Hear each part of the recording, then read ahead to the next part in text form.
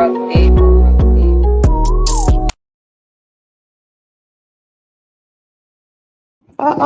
What's up, y'all? Hey, y'all already know who it is. It's y'all favorite 504 girl. It's your girl. And welcome back to another episode of Black Girl Interrupted. Oh, happy Wednesday, y'all. I hope everyone is feeling good today. I hope everyone's week has been going good so far. I'm praying. I hope it is. But I want to first start out by saying thank y'all so much for loving on me the way that y'all did last week. Last week was absolutely imperative for me. I definitely needed to vent. I definitely needed to get that off my chest because I was really in a dark place. And I needed to release. So what better way than to do it with my family, like with the people that love and support me, that show up for me every episode. Y'all show up for me. So I definitely wanted to say thank y'all. I love y'all so much. I really appreciate it. I appreciate the comments. I appreciate the prayers. I appreciate everything. Like, I just love the way y'all love on me. And I'm going to keep loving y'all back. But again, happy Wednesday. Y'all, I'm really trying to push through today. I don't know what's been going on. Like, my anxiety has been up. I haven't been able to just really sleep like I need to. I woke up at like 6 o'clock this morning and couldn't go back to sleep. And then when I was finally able to settle down and go back to sleep, like, it was time for me to get up and go to work. Like, I was so discombobulated, y'all. I ran into the door. I was late clocking in. Oh, y'all, but I made it. But I'm here. So I'm going to push through tonight's episode. But y'all already know how I get started. Y'all already know I always do like my mental health check-in because I need to make sure y'all are good. I need to make sure y'all are good mentally, physically, emotionally, because I know what it's like to be in a dark place and feel like you don't have anybody. So y'all already know I always start with something powerful, something empowering, something uplifting. So let's go ahead and get into that. And then I'm ready to get into tonight's topic because, baby, I'm about to be real messy. I promise I'm about to be real messy. I may have some ladies upset with me, but it's cool. But it's a conversation that needs to be had. So here we go. Again, this is for anybody that, regardless of what you're going through, just know that you can always make it through to the other side. The rainstorms don't always last. So here we go. And then we're going to jump into tonight's conversation. So I'm excited. Here we go. I don't care how good you are. I don't care how talented you are. I don't care how much you work on yourself. There's some times when things aren't going to go right. Y'all forgive me. That's not the one I wanted to play. Here we go.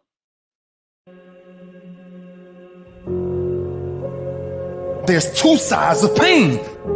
There's one side of pain that's the suffering and the discomfort side of pain. But then there's another side of pain that's called effort. It's called glory. And if you never tap into it, it's because the first time you felt that you backed off. The first time you felt, that burn. The first time you felt that it's too much. And we rationalize with ourselves to where we automatically stop. That's why a bunch of us give up so much in life so quickly.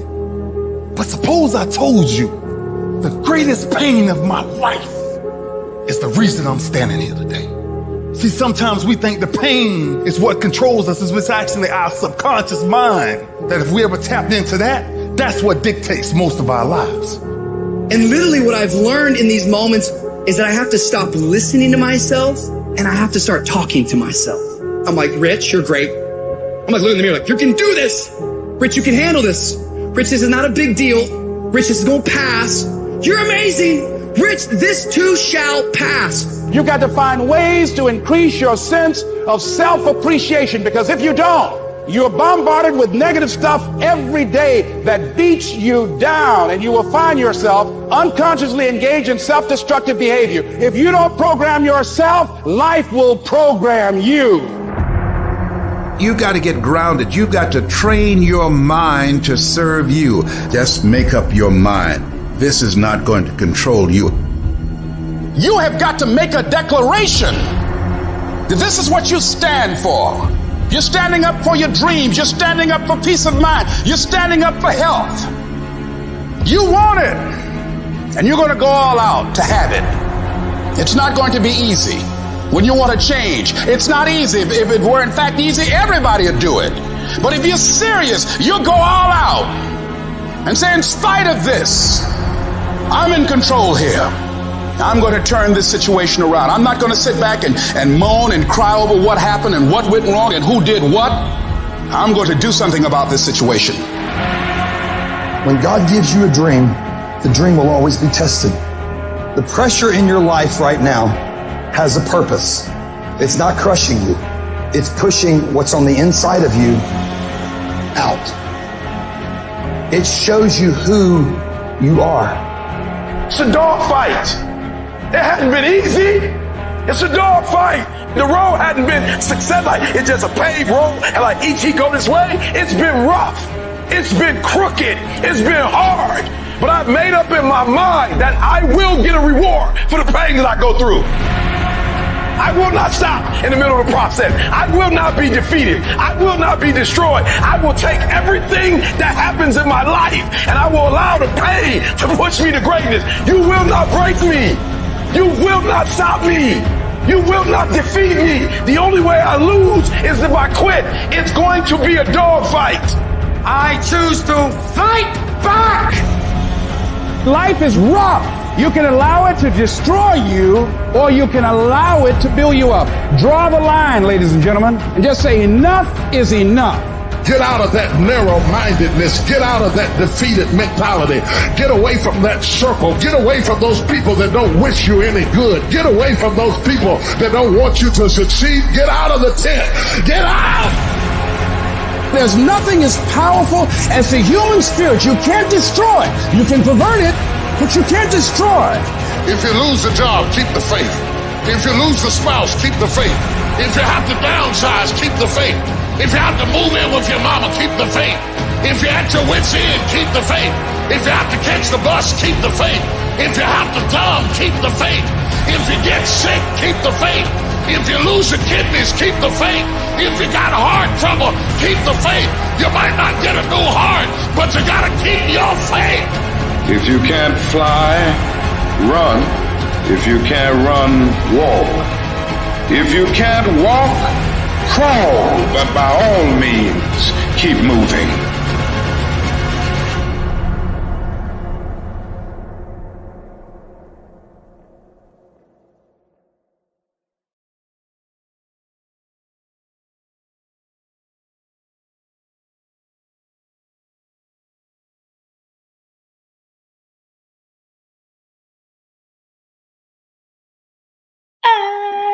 Y'all don't judge me. I'm over here having a grand little time by myself. But anyway, y'all already know how I do. I always have to start my show off by doing a mental health check-in. I always have to play something empowering, something uplifting. Because like I said, you never know what a person is going through. We see all of our strong friends on social media. We see people laughing, smiling, but really they could be hurting on the inside. So I just wanted to drop off some encouragement. Just wanted to love on y'all for a moment, the way y'all loved on me. And I appreciate it. I do. I love y'all. But I'm ready to jump into tonight's conversation because, baby, I'm about to be real messy. I promise. And y'all know you know what? I'm not going to say that I'm never messy on my show because I am at times and I'm petty at times. But I think this is a much needed conversation because I'm seeing this far too often with women and men when it comes to relationships. I'm seeing women that y'all really let me say this. Y'all gets on my damn nerves because I'm really sick of the way y'all do men. So I want to talk about it. I want to address that tonight. So tonight's conversation, stop holding that man hostage, okay? You don't want him, but you don't want anyone else to have him. That's what we're talking about tonight. And I guess the reason I wanted to discuss this is because I see so many things come across my timeline on my social media sites, whether it's Instagram, whether it's Facebook, whether it's Twitter, whether I'm on Clubhouse, something. But I am so sick and tired of you women dragging and manipulating and gaslighting men to the point where you ruin him for the next woman. So that's the conversation we having tonight. Stop holding that man hostage. Let me say this. If you don't want that man, let that man go. Let him go. Why are you holding on to a person that you don't want? Why do you continuously manipulate? Why do you continuously gaslight? You need therapy. And the saddest part about all of this is that you have women that applaud you for this, that co-sign for your foolishness. And that's the shit that pisses me off, is because you women do some low down dirty shit and never want to hold yourselves accountable for the things that you do. It's like you get a good man, but then you fuck over that good man for a dude that got a baby mama, a side chick, and a wife. Now you'll treat him like a king, but you won't treat the man that you live with, the one that provides for you, that gives you stability, that loves you, not only mentally, but physically and emotionally, and you treat him like shit. And then you turn around and say ain't no good men out here. That's because it's women like you that ruin good men. You're the one that makes it hard for the next woman that gets with this man because of your toxic ways, because you so busy listening to your mama, your aunties, and I'm sick of it. Like when I say I'm sick of it, I'm over it. I'm over it. Hey boo, Ashley says, LOL, I'm the opposite. When I'm over you, it's done. No coming back, no nothing. But you're rare. But you have women, Ashley, that stay in these relationships with men, and you know you don't want the man. You're twerking all on social media, you're popping your cool chick, you're all in the club, you're flirting. If you want to be single, let that man go. Go let that man be happy. And that's the sad part. You don't want him to be happy because you're not happy. You want to hold him hostage because he does for you with these other men what you can't get from these other men. So you hold on to him. You mistreat him. You get dressed up to go out, but then you walk around, you look like a bum for him. I never understood that. Like I never understood that. And the sad part about it is that this is the thought process of this new generation of women now. They co-sign this bullshit. And I'm gonna say it because it's bull. Y'all co-sign this foolishness of the mistreatment of men, and then you say, oh, well, he doesn't talk to me because you haven't made it safe for him. Because when he tried to talk to you, you turned around and threw his weakness back in his face. You belittled him. You disrespect him constantly, and you think it's okay. But y'all are these quote unquote high value women. Like, I just don't get it. And then you say, well, I'm a good woman. I do this, I do that. But what are you doing to make this man happy? What are you doing to keep this man happy? Yeah, you might be fucking and sucking, but are you taking care of his emotional needs? Are you taking care of his mental needs? Are you taking care of his spiritual needs? Some of y'all might need to just go and bypass this question, because I posed the question the other day, and I asked,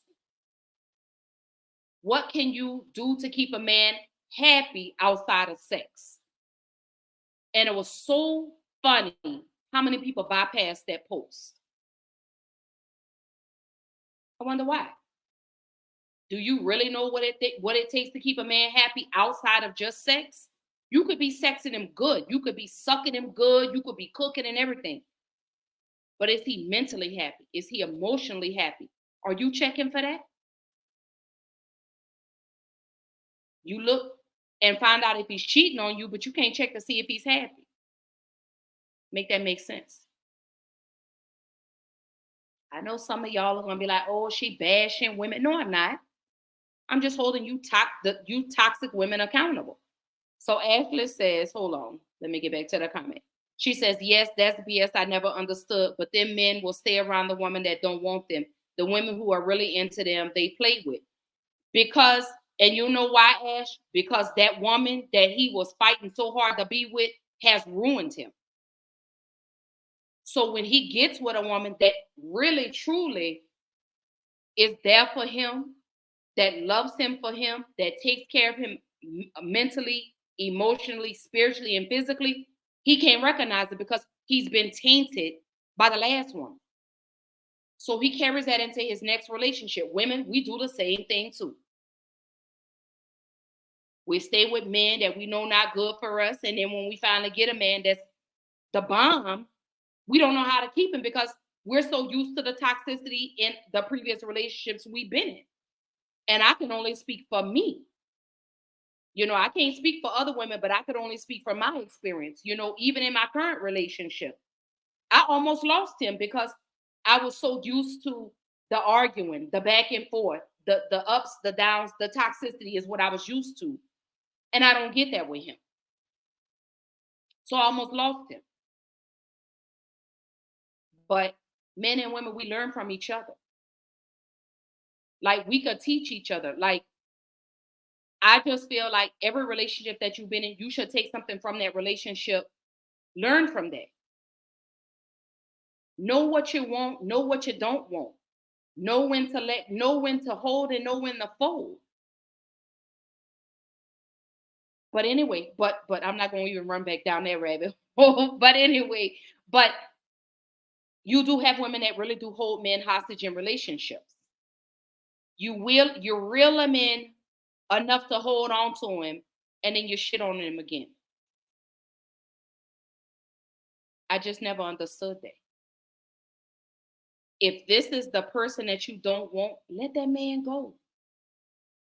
Let him go with and be with someone that really truly wants to be with him. Stop holding him up for his wife. You know, everybody says, oh, I want to be a wife. I want to be a wife. I want to be a wife. But you need to first learn how to be a girlfriend. I said it. Because some of y'all aren't even girlfriend material. Some of y'all are just baby mamas and side chicks. I'm going to say it. Because that's the way you conduct yourselves.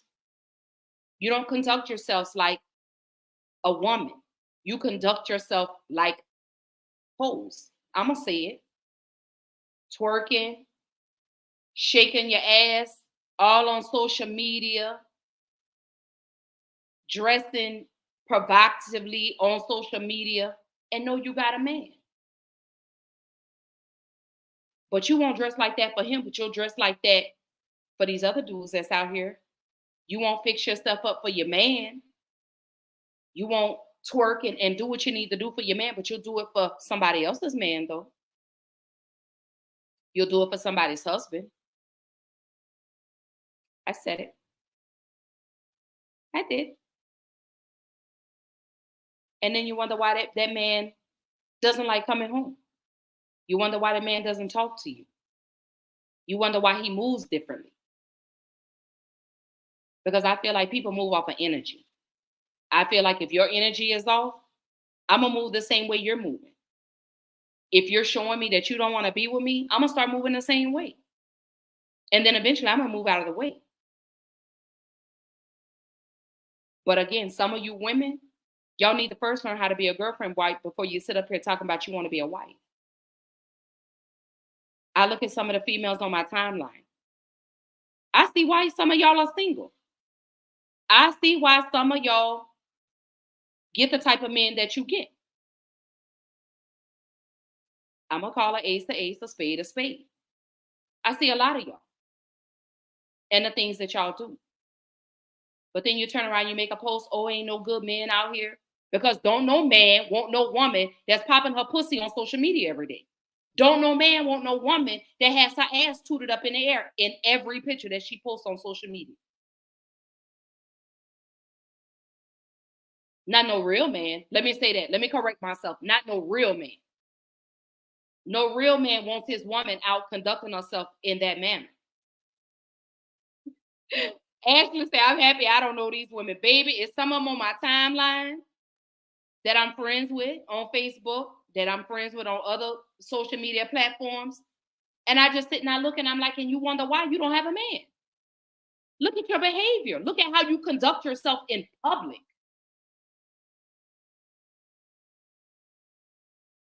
It's cool to go out, and let me say this.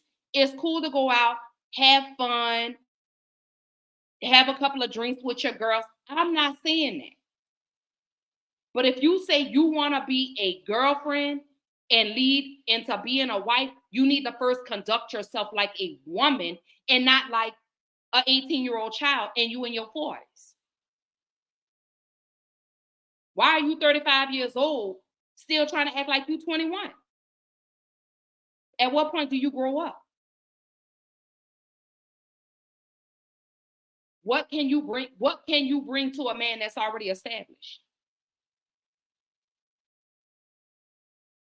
And you're still trying to figure out what you need, what you're trying to do. Y'all keep saying, oh, I want a man that's already put together. Well, a man wants a woman that's already put together then. How about that? How about that? Let's have that conversation. And then there's a lot of you women that are gimmies. Gimme, gimme, gimme, gimme, gimme. And you take, but you don't give.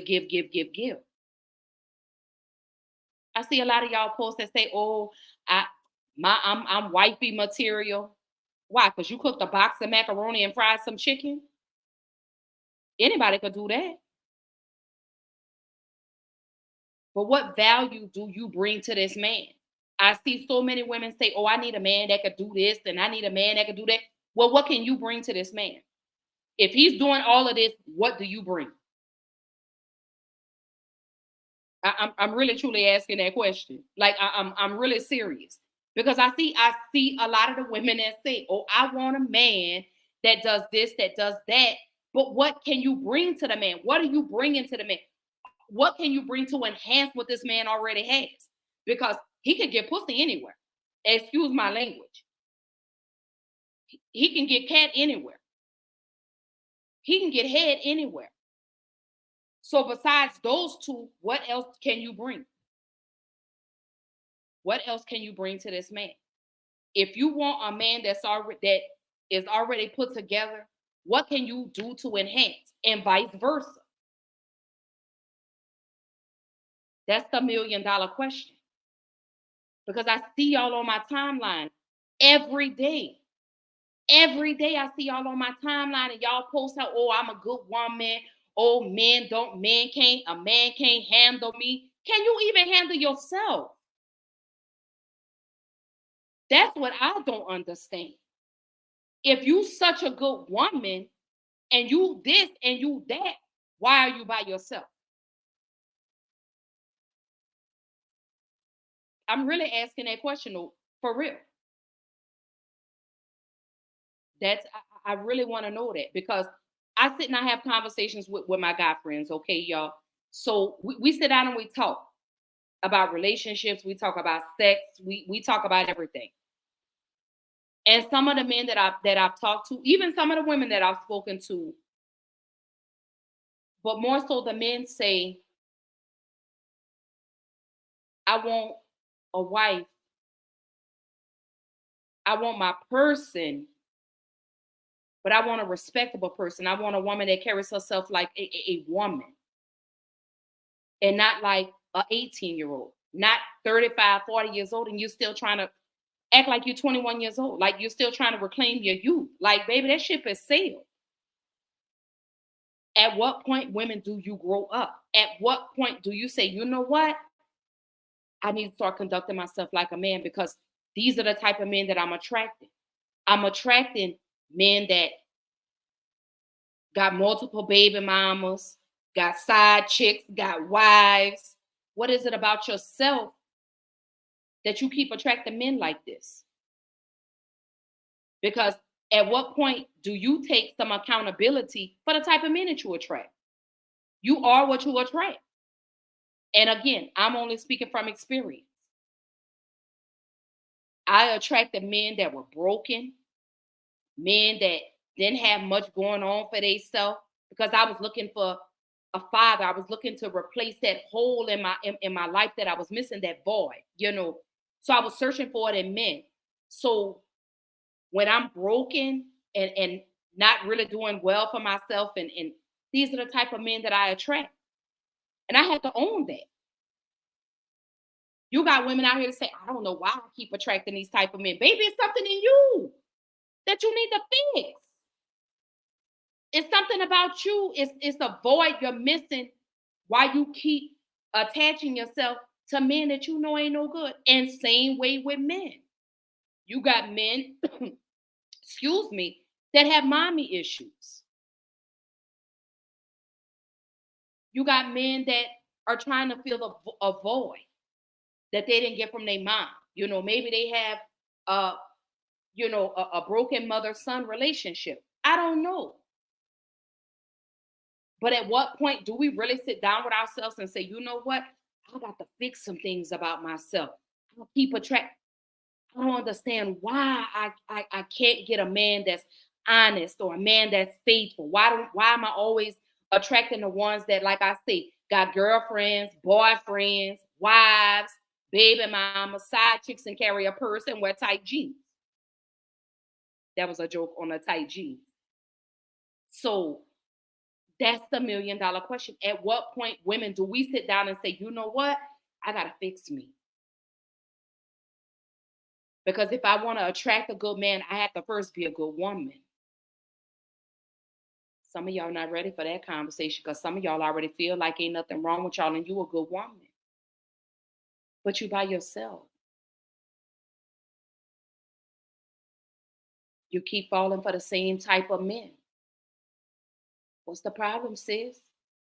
We got to have that conversation. We got to wake that up.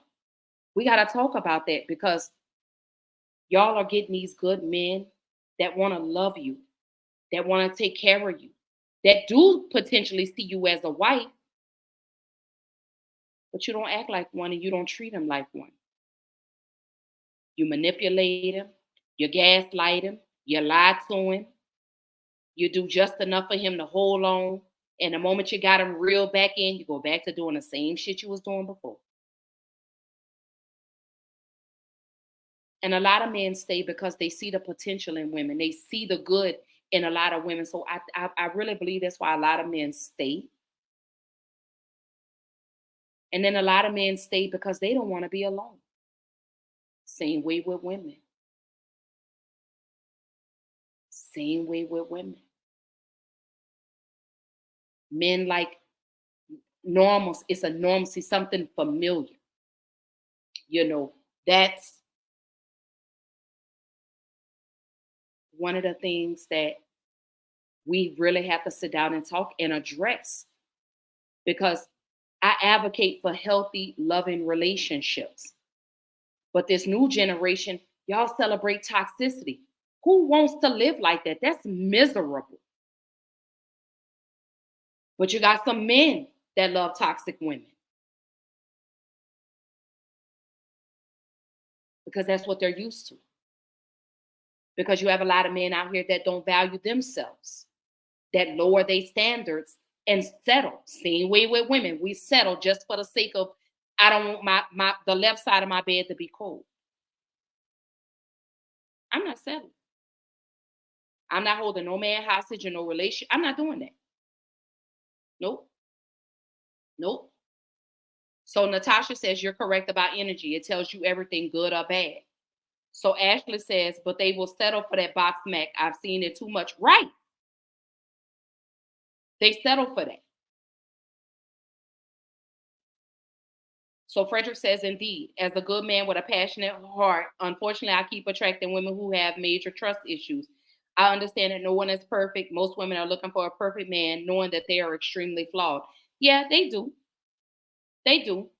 Because a lot of women out here are looking for men to fix them, and vice versa. You got women that are looking for men to fix them. You got men that are looking for women to fix them, when you need to be fixing yourselves. When you are alone, when you're single, that's the time that you really need to sit down and take the time to really get to know yourself. Figure out what it is that you like to do. Figure out what you like about yourself, what you don't like about yourself. What do you want to change? What do you want to fix? What do you want to enhance? That's the first thing. If you have unhealed trauma or issues you need to work, babe, you need to work on that before you get into a relationship. Because let me tell you something, a lot of people don't want to carry all that baggage. They don't mind coming in to help you, but they don't want to carry the whole load. And that's what some women do. They get into these relationships with the hopes of, oh, this man is going to fix me. This man is going to put me in a house. This man is going to do this. This man is going to do that. But what can you do for that man? That's the question. I really don't like, for the life of me, like, I just don't understand. I don't get it. And then you have some women that want to be the man and the woman in the relationship. You can't be both. You got to relax in your feminine energy, ladies. When you find a man that makes you feel safe, a man that becomes your sanctuary, a man that is your peace, why are you trying to disrupt that? Why? I know why. Because you're miserable and you want everyone else around you to be miserable. So guess what? Because you're miserable in your life, you're going to make everyone else around you miserable. That's what some of you women do to men. Some of y'all don't want to take accountability for that. Some of y'all don't want to look in that mirror and say, you know what, maybe I do got some issues that I need to work on. That's too much like right. Because see, a lot of you women don't like to apologize when you fuck up. Because you feel like you never do anything wrong. You do. I'm guilty of it. I own that. Ashley says, I must be a hoe because that's all I attract. Girl, I'm so sick of you. That's not true. Hey, there go my sister. I love you, baby. Oh, I love you. I miss you too. And tell Nairi, I am so proud of my little petty baby. She's a senior. She's graduating. I'm so excited for her. So Ashley says, how did these bad women get these good men? Because they met their representative. Everyone has a representative. You know what? Let me not say that. Because not all men are bad and not all women are bad. But you do have the women that know they ain't shit, that perpetrate like they are just, oh, this wonderful woman, oh, they are this, they're that, they got it together, they're doing this. And then 6 months into the relationship, the mask comes off. We see your true colors. And by this time, feelings are involved. Time has been invested. You have some men that walk away and say, you know what, girl, I'm not going to do this with you. And then you have some men that stay because they really do see the goodness in some of these women. And then too, sis, you got some women, you got men that like toxic women. That seems to be the new norm these days, is toxic relationships. I'm not doing it. That's one thing I'm not doing. Baby, let me tell you, I'm not doing toxic relationships. I'm not doing it. I don't want no couples goals like people I see on social media. I don't want none of that shit. I remember when people were celebrating Will and Jada, and look how that turned out. Oh, okay. So I don't want my relationship to be like anybody else. I want to set my own goals in my relationship. You know, I don't want a relationship like Denzel and Pauletta. I don't want no relationship like Samuel L. Jackson and his wife. I want to set my own relationship goals. Because I don't want to be like anybody else, because my relationship is not like everybody else. And I think if people get out of that box of trying to have a relationship like this person and that person, your relationship possibly could work. Because everything that looks good ain't always good. I mean, you don't know what goes on behind closed doors. Again, let me use Will and Jada for an example. Everyone was like, oh my God, they had the best relationship. I want a relationship like Will and Jada. And look how that happened. They had entanglements. They have an open marriage. I mean, come on now. She's a narcissist. She gaslights. She manipulates. But sometimes those are the women that men like. So you get what you give. You get what you give. Whatever you put out, baby, in the universe, that's what you're going to get in return. Yoshi says, true story. Ashley says, either they're bad too, if you are what you attract, or the women aren't that bad at all. It could be a mix of both. It really could. So Ashley says if they love toxic women, they're toxic too. Yes and no, Ash, because that could be what they're used to. But I guess maybe that is what you're saying. Maybe I am saying exactly what you're saying. That's what they're used to. That's what they're familiar with. That's what they're comfortable with. Maybe that's what they saw growing up. And I'm speaking with on the men. Men have toxic mothers. But then too, you have some men that grew up with toxic mothers or grew up with toxic women in their relationships that don't want women like that. But again, everyone has a representative. You always meet a representative. Give it about 3 months, 6 months, maybe a year, and then you find out the person's true colors. And you realize, Lord, this person ain't who they told me they was. This person, you ain't who you told me you was a year ago. Again, everyone puts on a facade. They perpetrate like they're good. Oh, I'm this, I'm that. 6, 7 months into the relationship. Like, come on now. I love you too. My petty bit. Yes, I can be petty at times. I try not to be petty, but I really, and tell her she's welcome. I'm so proud of her. She's so beautiful. And I promise when she graduates, I'm coming. I promise that'll be the only time I come to Mississippi, when she walks across the stage. So I'll be there. But no, but really though, but on a cool, this is another thing I don't understand. You say you want him, but you treat him like shit. How? You got a man that met you with 2 or 3 children by 2 or 3 different men that came in, not only loved you, but embraced your children, and you dog him out. I look at Future, Sierra, and Russell Wilson. I look at their situation. Sierra met Future when Future was dealing with his other baby mama. They got engaged, had a baby. He cheated. They broke up. She went on, took time for herself. Now she's married with 3 children and another one on the way.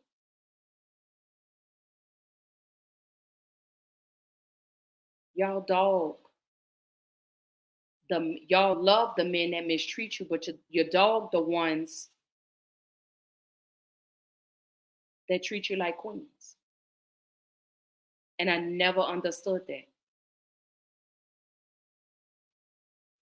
And then you wonder why, when we get with these men they're messed up. Because you've destroyed him. Because not only have you disrespected, but you've belittled him. You've made this man feel like he's this big.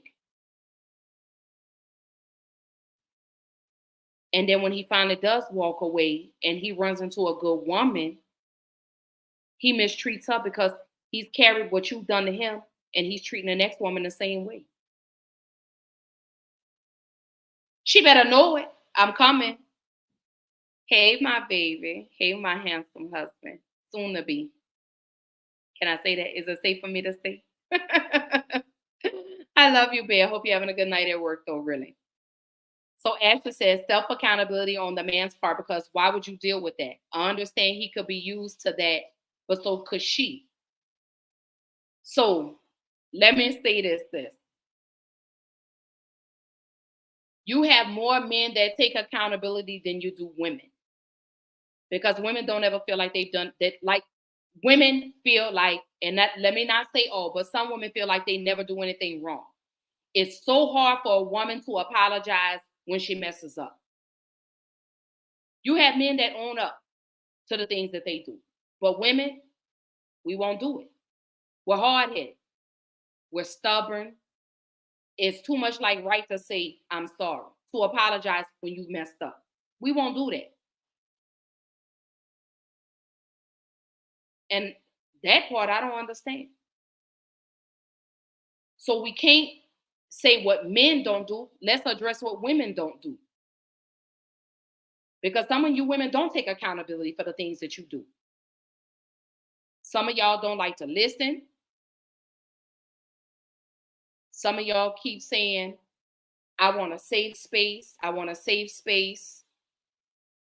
And then when you get a safe space, you ruin it. You mess it up. Because that man tries to communicate with you. He tries to sit down and talk to you. But you don't want to talk to him. So Ashley says, but how did this damaged man attract a good woman? Wouldn't he attract another damaged person? Because that's saying we need to go for both parties.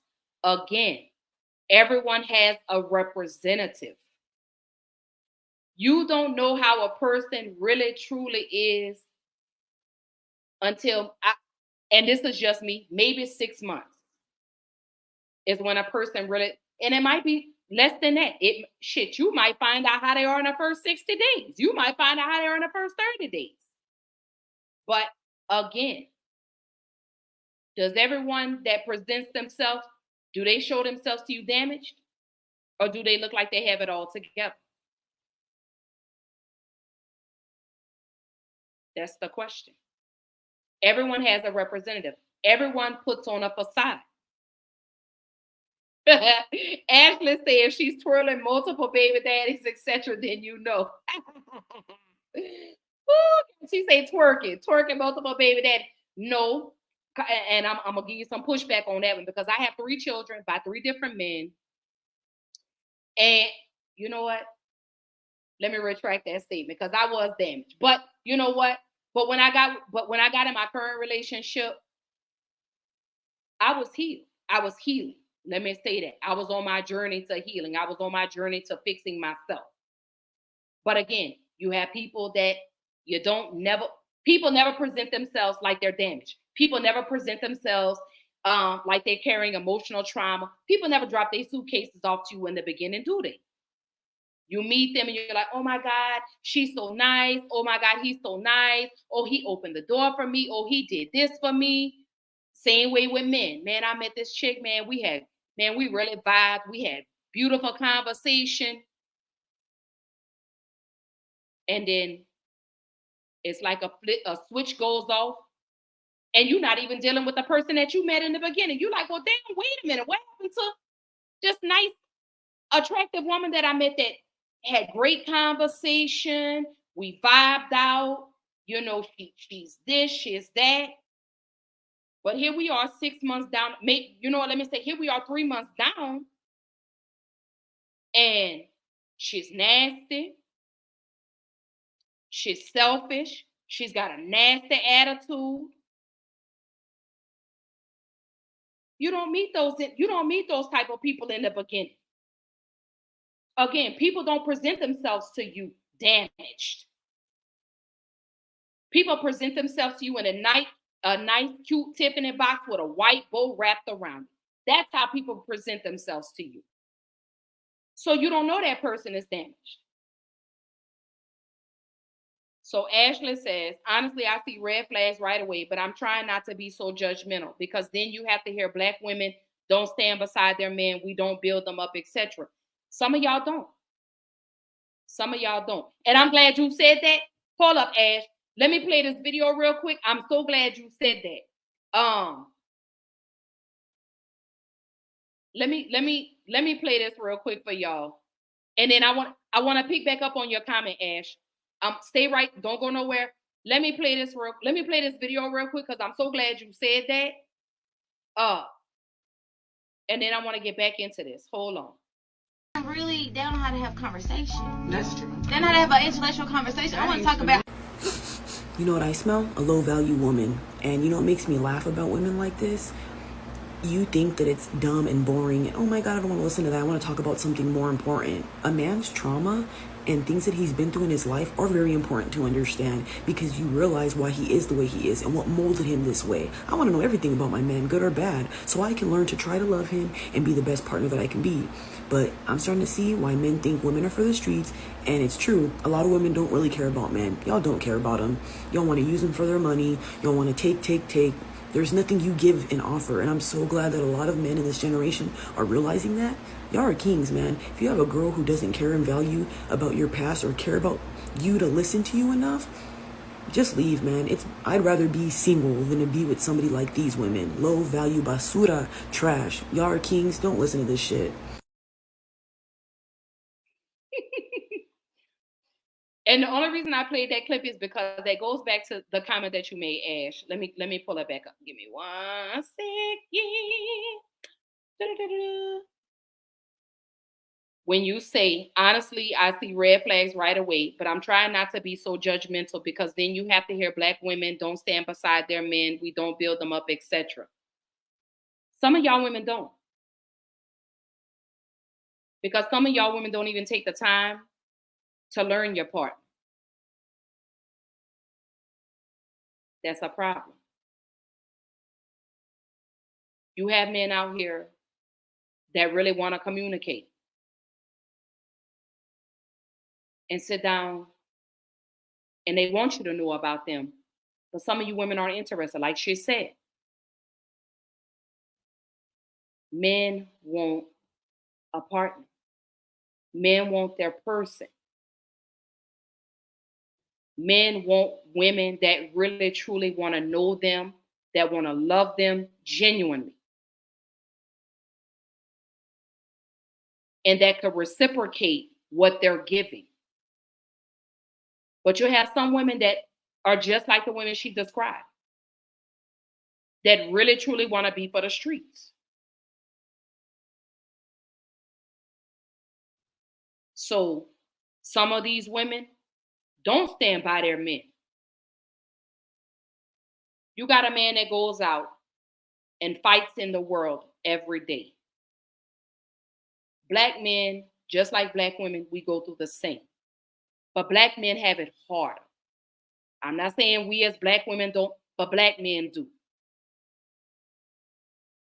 Do you think that man wants to be out in the street fighting in the world and then come home and have to fight with you?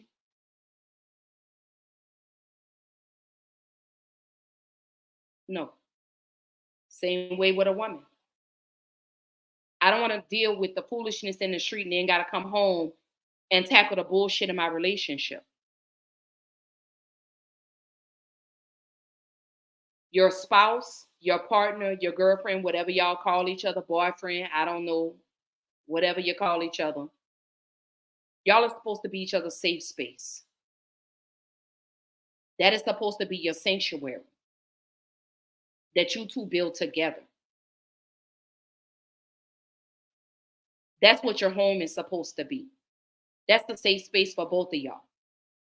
That's when you come home and you leave whatever happened outside those doors, because when you come home, it should be peace. That's what it should be. But some of you women are too selfish to even build anything like that, because that means you would have to be submissive. And a lot of you women take submission to it. Y'all take it completely out of context. Some of y'all don't even know what submission really truly means. But you say, oh, I'm going to submit. I want a man to lead me. How? And you trying to be the man and the woman in the relationship.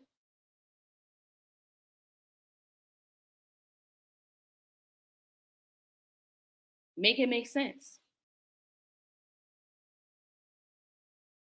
You want to wear the panties and the pants. It's okay, ladies, when you have a man that is leading you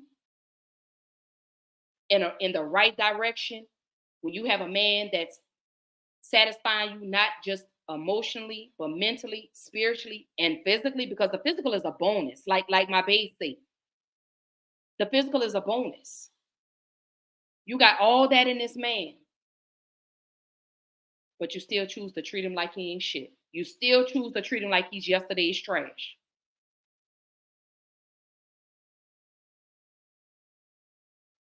Why? I'm really still trying to honestly understand that. How do y'all get these good men and y'all dog them out? But you'll hold your no good baby daddy up to the highest of high standards. At what point do you grow? I see a lot of women that drug Sierra because Sierra upgraded. Nobody wants to be in toxicity the rest of their life. That's a miserable way to live. Life is too short for to be in company of miserable people. Sierra upgraded. She knew what she not only wanted for her, but she knew what she wanted for her child.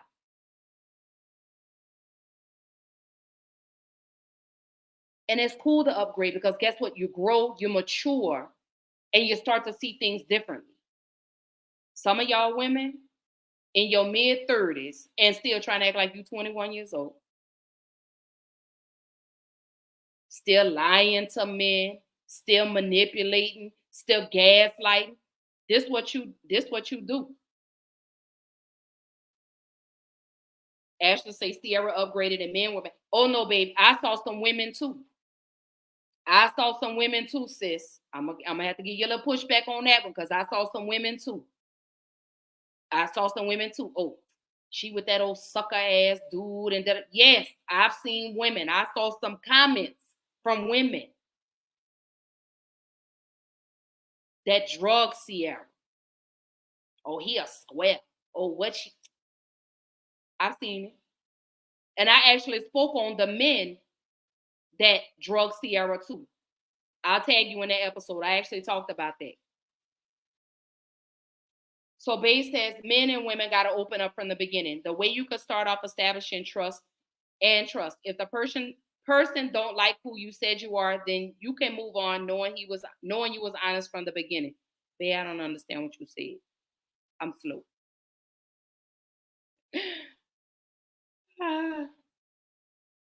So Ashley says, I didn't see not one woman. I'd have to see it to believe you. Sorry. I can go to his post and all the black men calling him a simp.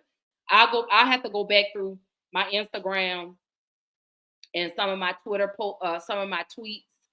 And I saw women were talking about Sierra too.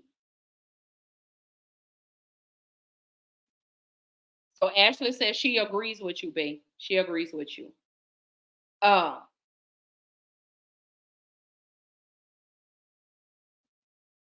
right.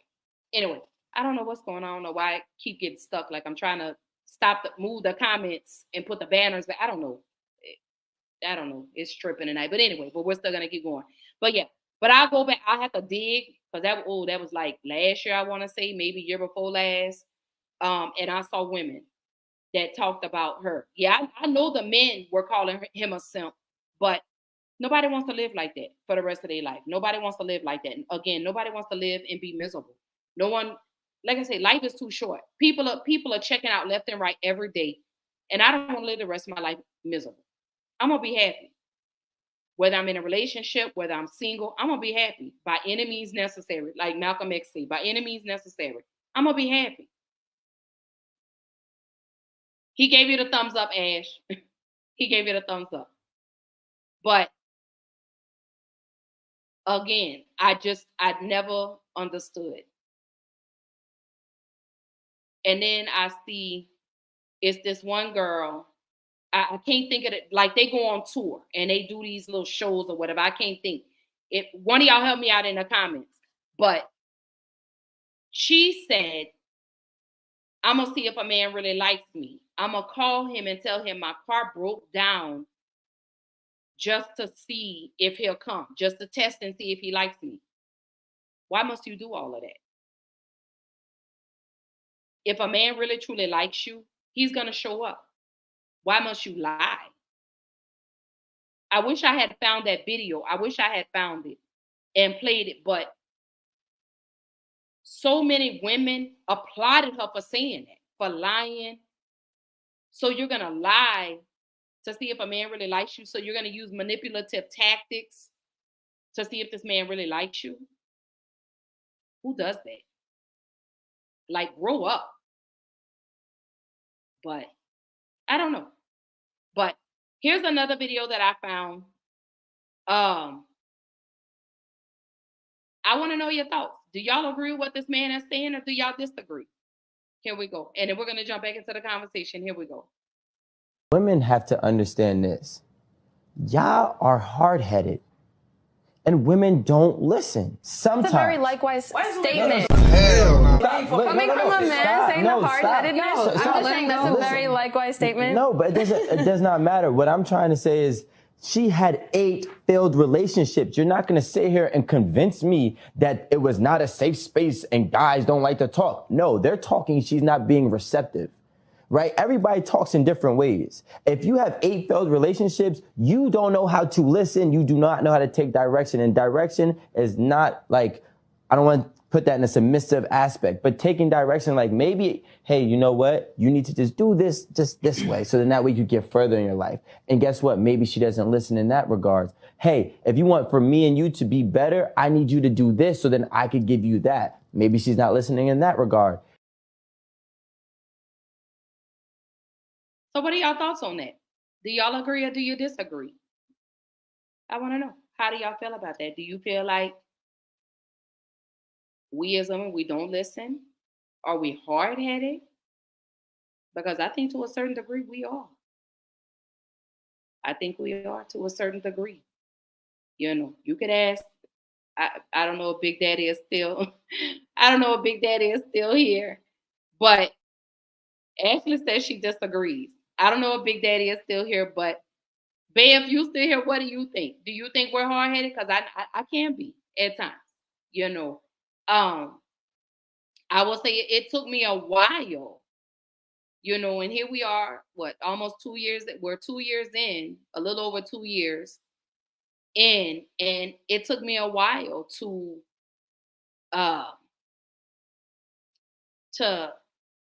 adjust or change, I guess you could say. Because one thing I can say, we're learning from each other. We've learned.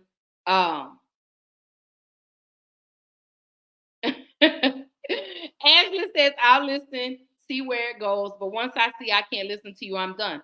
But why? Why?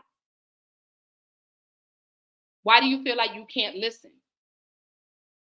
If you have, okay, so let me ask you this, sis. So if you have a man that is pushing you in a direction of growth, for you to excel, for you the best that you to be the best that you can be, why is it so hard to listen? She said, because my plan is always better. How do you know that? How do you feel like your plan is always better? Is the question.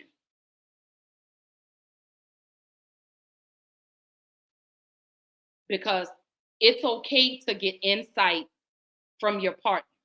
It's okay.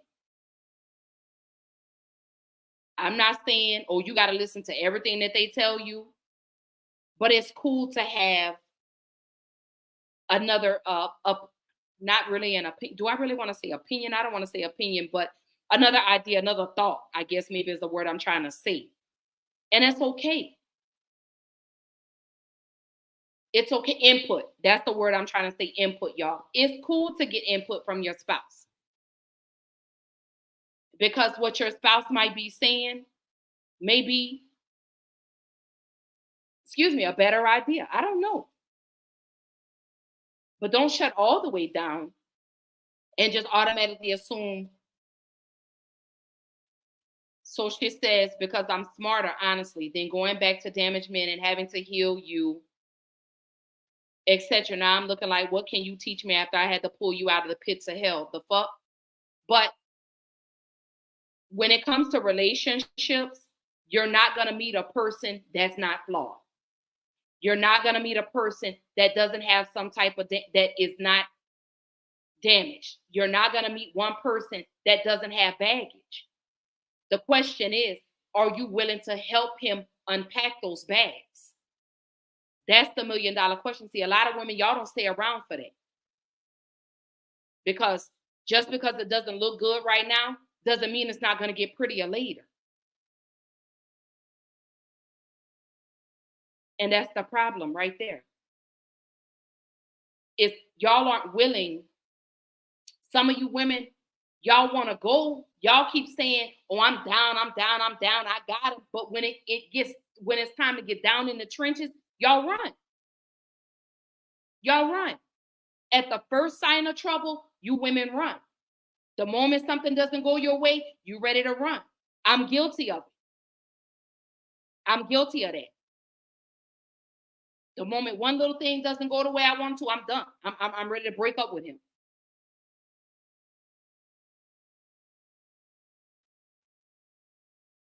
She says, because once he's healed, he's looking for better now. Most men are always looking for better. But how do you know he hasn't found better? See, if you're not staying, if you're running at the first sign of the war, how do you know you're not better? She says, at this age, yes, because I don't have another 12 years to waste on not a soul. But how are you going to know if that's the one for you if you don't go through the bad times to get to the good times? Because every second of that relationship is not going to be a good time. You're going to have those bad times. So let me ask you, so every time it gets bad, are you going to run? And then you say men don't know when they have better. Women don't know when they have better. Women don't know. Because some of you women come in with the trauma and the baggage and the bullshit and the foolery. Some of y'all women bring that into the relationship. But again, the moment shit gets thick, y'all are ready to go. But you got a man that's willing to stand in the war and in the rain with you, but you're not willing to pull out the umbrella to shelter him from the rain, though. How does that work? You'll never know until you get into the thick of it. And a lot of you women run from that. When it gets too thick, you're ready to go. You're ready to run for the hills. How are you going to know if he's good? If he's good for you, if you run every time it gets thick, every time it gets too hot in the kitchen.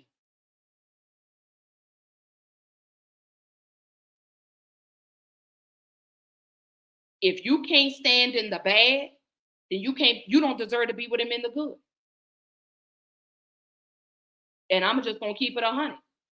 If you run every time that stove gets too hot for you to touch, then maybe you need to be by yourself. Maybe you need to have a house full of cats. I don't know. Maybe you need to get some birds, some fish. I don't know.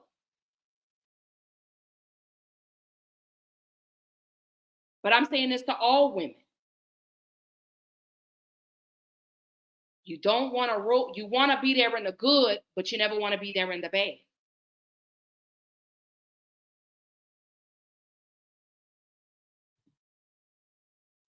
She says, I'm not staying around. Sorry, I can't do it anymore. So let me ask you this. So do you really want to be if it's not too personal, let me know if it's too personal. Do you want to be in a relationship? Are you ready to settle down with that one person? I guess that's the question for all the women that may feel and think the way that Ashley does. She says, men don't know when they have better. Women don't know when they have better. She says they need to get someone else to build them up and do the job their mother should have done. But we could say that about you women. You need to find a man that's going to build you up and do the job that your moms and your dads didn't do. Because a lot of you women are out here looking for men for convenience. And like she said, a lot of y'all women want men that can give. So all you do is take, but you're not giving anything in return. This man is pouring into you. This man is doing A, B, C, D, E, F, G for you, but you're only giving him A and B. And then when you get in your feelings and he doesn't do what you want him to do, then it's, oh, well, he can't have no sex. We can't have sex no more. Y'all start withholding sex. Y'all start doing this manipulative shit. And then you wonder why you're by yourself. Because these are the manipulative tactics that you've seen grow, not you specifically. I'm speaking overall in general. So don't feel like I'm directing this at you. But a lot of you women mimic what your moms do. The apple don't fall too far from the tree. And what I don't understand is women say, oh, he need to get someone that can build him up, but y'all want a man to build you up. You want a man to come in and take care of not you, but 2 or 3, 4, 5, 6 children that do not even belong to him. But the moment it gets thick, you're ready to run for the hills. How does that work? That's the $1 million question. Again, everyone says they're ready for a relationship. They want to get married, or they want to do this, they want to do that, but no one is willing to put in the work to make it work. Everybody want to be in the good times, but everybody want to run when it get bad. Let me tell you something. So Ashley says, I have to stop looking for a man like my father because they are gone, unfortunately. And that's the problem. We're so busy trying to reciprocate the type of fathers we had or the type of mothers we had. And that goes both ways, men and women. We both do it. But more so, you have women that want men just like their dads. They don't make men like that no more. Well, you know what? Let me not say that. Let me retract that statement. Because there are some men out here that do still take care of the home, that do still provide, that do still show up. There are men out here like that. You just have to figure out what's going on with you that keeps attracting men that ain't like that. Because there are still some men out here that are built up like that. There are still some. So we can't. So one thing I'm going to do, I'm going to give you some pushback on that one, because we cannot say every man that we've encountered is bad. No, let me fix that. We can't assume that all men out here are the same, is what I'm trying to say. I had to go back and retract that, because you do still have some good men out here. You just have to stop looking, and you have to wait and be patient and allow God to send the man that he designed for you to come your way, because there are still men out here like that. If I could just brag for just one moment, I have one. I have a man that I wasn't good to him in the beginning. You know, we were friends in the very beginning before we even decided to be in a relationship. I had to figure him out. He had to figure me out. And I had to make a decision. Is this the man that I want to be with? Am I willing to accept a man that is in the midst of a divorce? I had to figure that out. So Ashley says, where they at? How long do we need to stay around and build them up to see if they are great men? Sometimes it doesn't take long.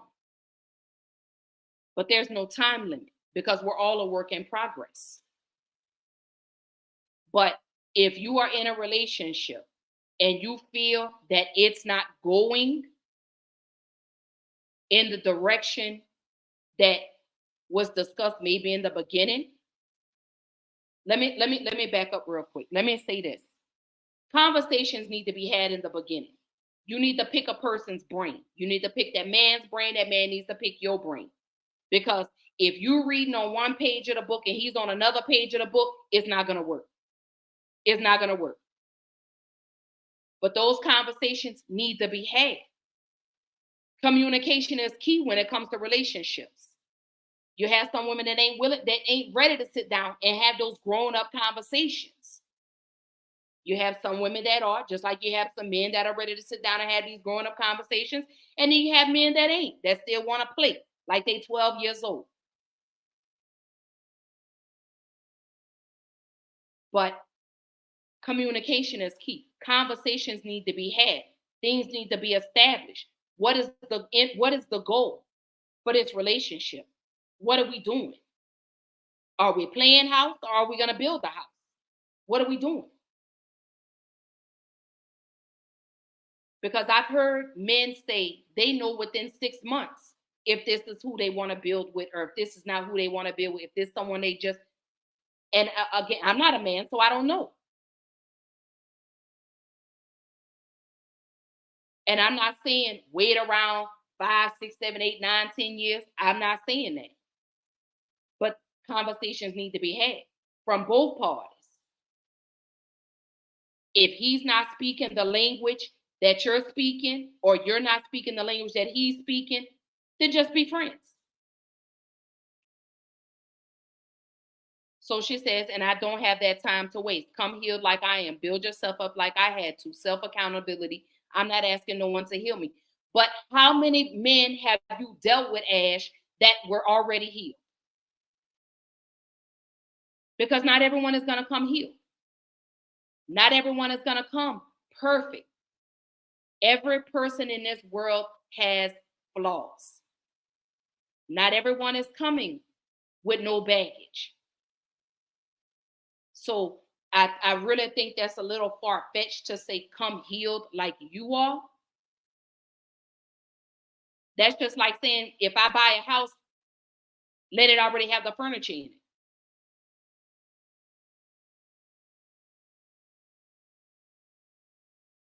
it.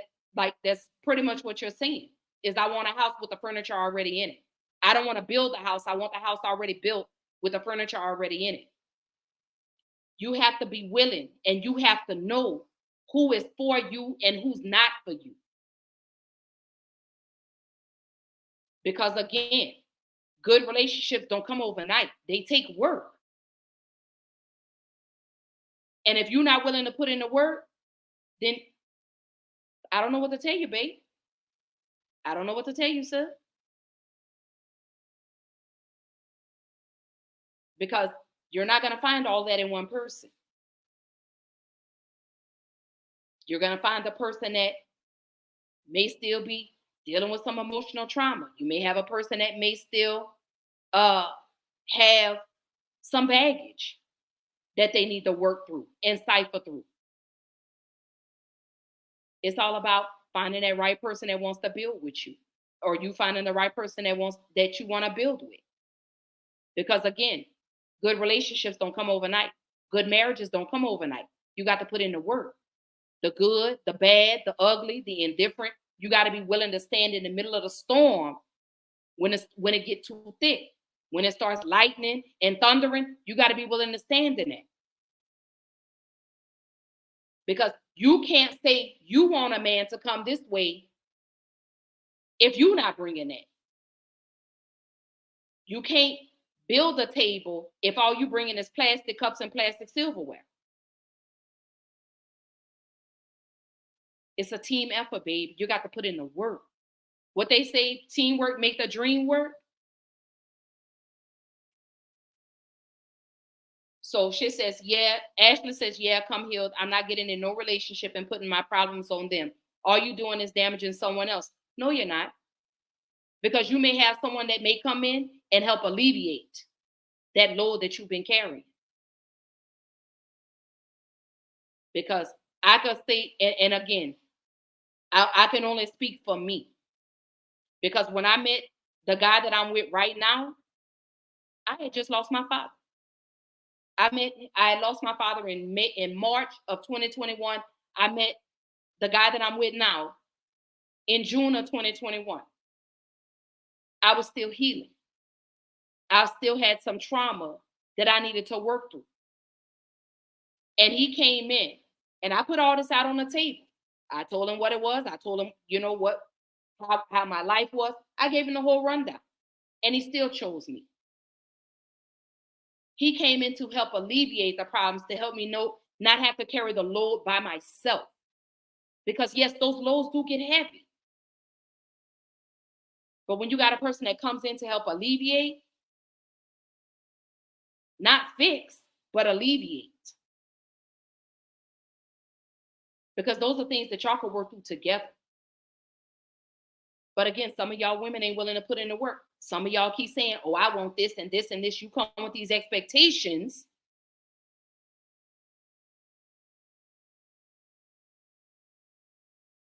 But you're not giving him that in return. That's the thing. Y'all got to stop expecting you in other people. Again, some people come in to enhance your life. Some people come in to drag you down. You have to learn how to be able to decipher between the two. Who's there to uplift, encourage, and empower, and who's there to tear you down? Time ain't on nobody's side, baby. It ain't nobody's. It ain't on nobody. It ain't nobody's friend. It ain't nobody's side. She say, if we should heal them, etc., then what's and different than the man who is with a bad woman? Maybe he's healing her. Maybe he's bracing her storm with her. Maybe she won't be the same person next year. Why is it good for men but not for women? Who said it wasn't good for women? I'm trying to decipher what you said.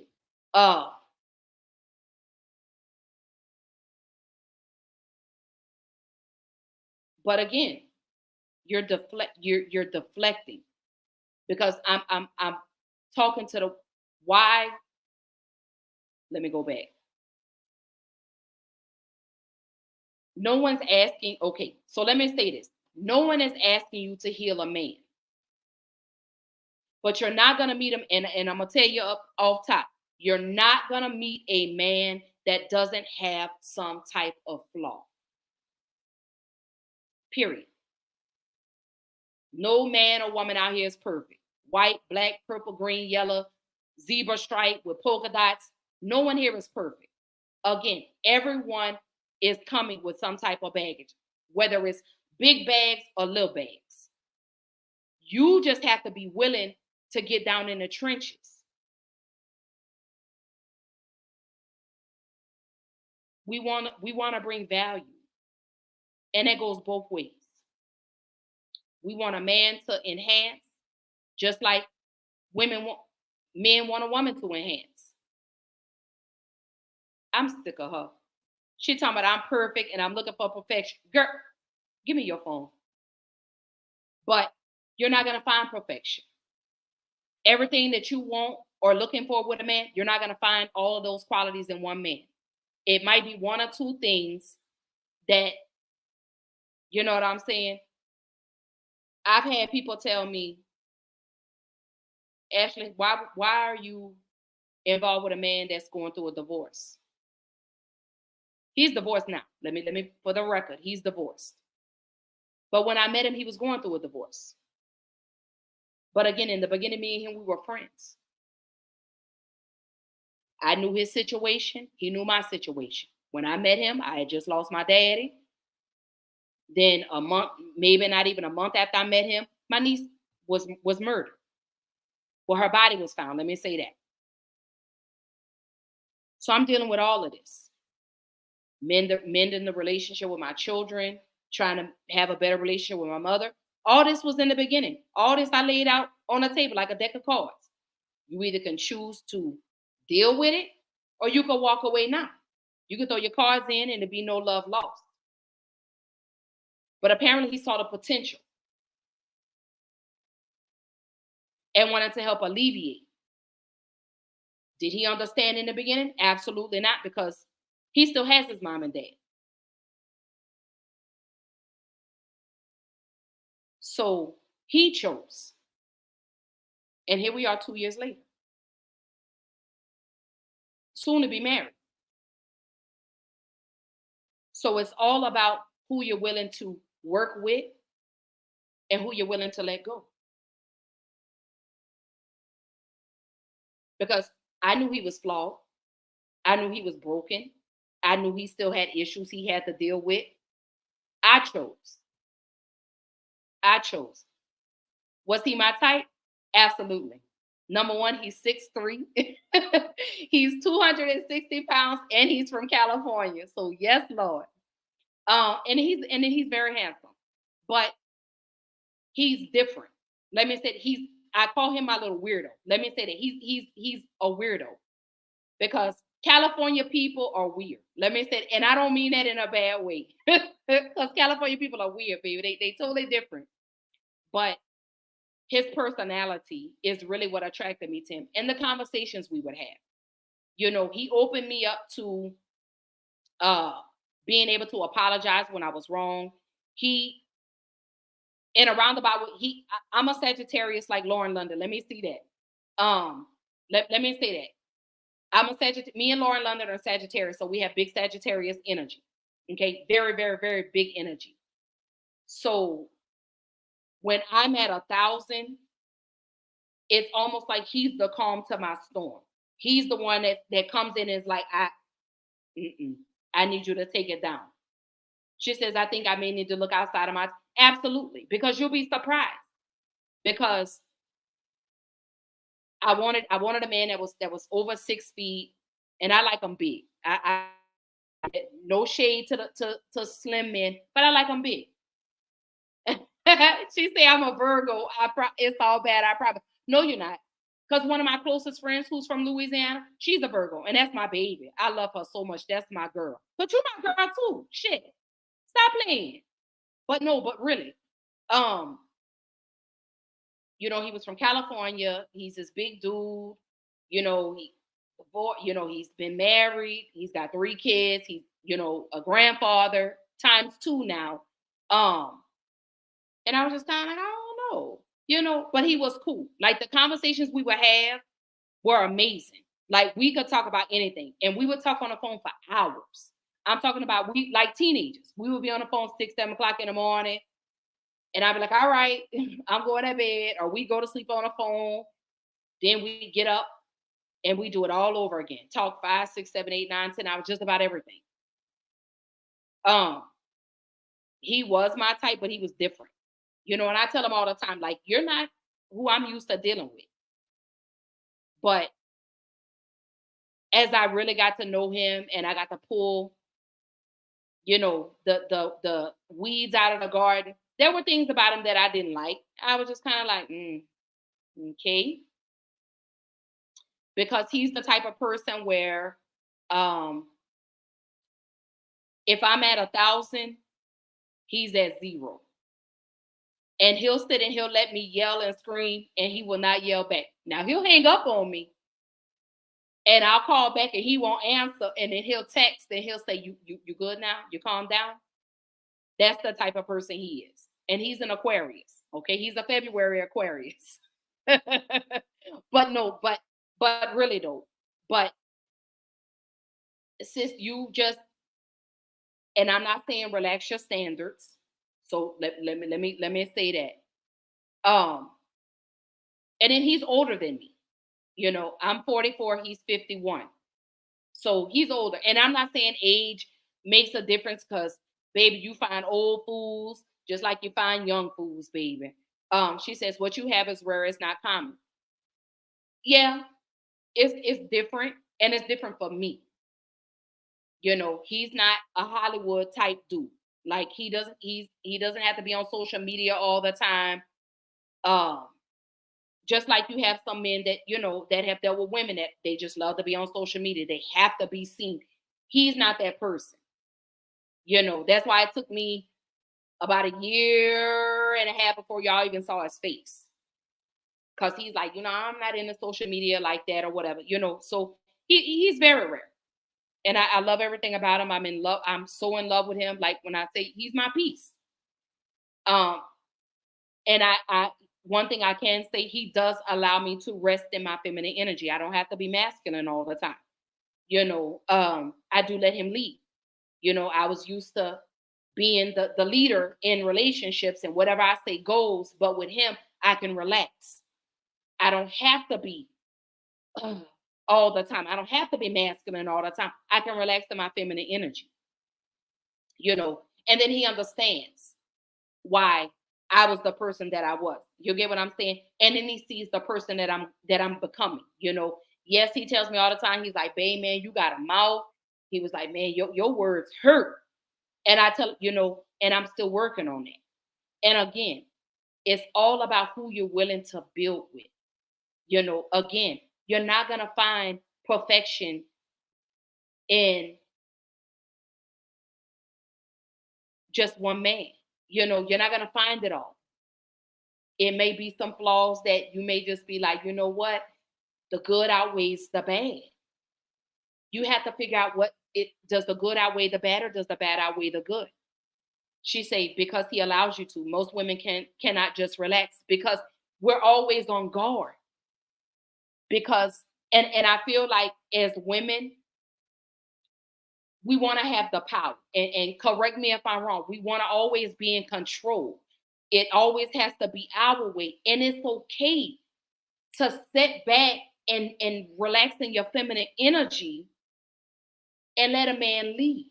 It's okay as long as you have the right man leading you. And same with men. Men, it's cool to relax when you have a woman that's taking care of you, not just mentally, but spiritually and emotionally. And then once those three needs are met, then that makes the physical all the more. You know what I'm saying? But we as women, we have to learn to say, okay, I'm gonna let you have it. This man don't even let me carry groceries. Do you hear me? He don't even let me carry groceries. When I met him, when we met for the first time in person, we went to Walmart and I got some groceries and stuff, because I was gonna cook. And so I grabbed the bags. He was like, He was like, you got a man to do that. Well, okay. Well, let me, you know. So she says, we can't relax while we're building. Yeah, you can. Be in his peace, worry about his issues, healing him. Yeah, you can. You can. Because you don't have to be hard all the time. Come healed so I can relax, so I have no reason to not trust you. Only way for you not to trust is if he's done something for you that has broken the trust. You can still relax and still be his peace and still be in your feminine energy while you're uplifting him, while you're encouraging him, while you're pouring into him. You can still do that. You can still do that. And I think that's where the lines of communication get crossed because, again, the moment things don't look right or we feel like we're ready to run. Because we as women, we overthink. We're overthinkers. We are. But with the men, you got to stop treating him like he's the past. You got to stop treating him like he's the past.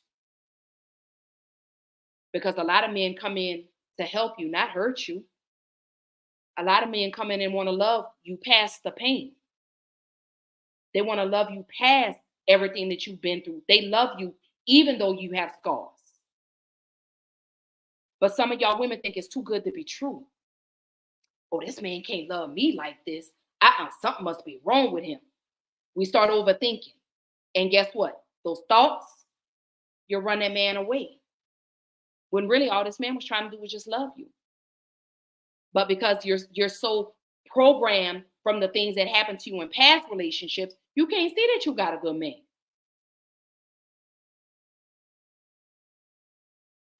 That's the problem.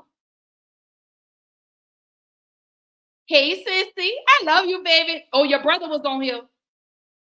He spoke some real shit. And then I got my girl Ash up here too. She says, I can't relax unless I know you can handle it. But how do you know if he can handle it if every time it gets sticky, you're ready to go?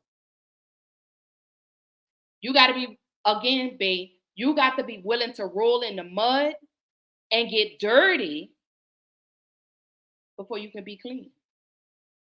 Because every relationship is going to have its ups and downs. So stop saying, oh, I need him to come healed. I need him to come this. I need to come here. When you keep saying, I want someone like my daddy.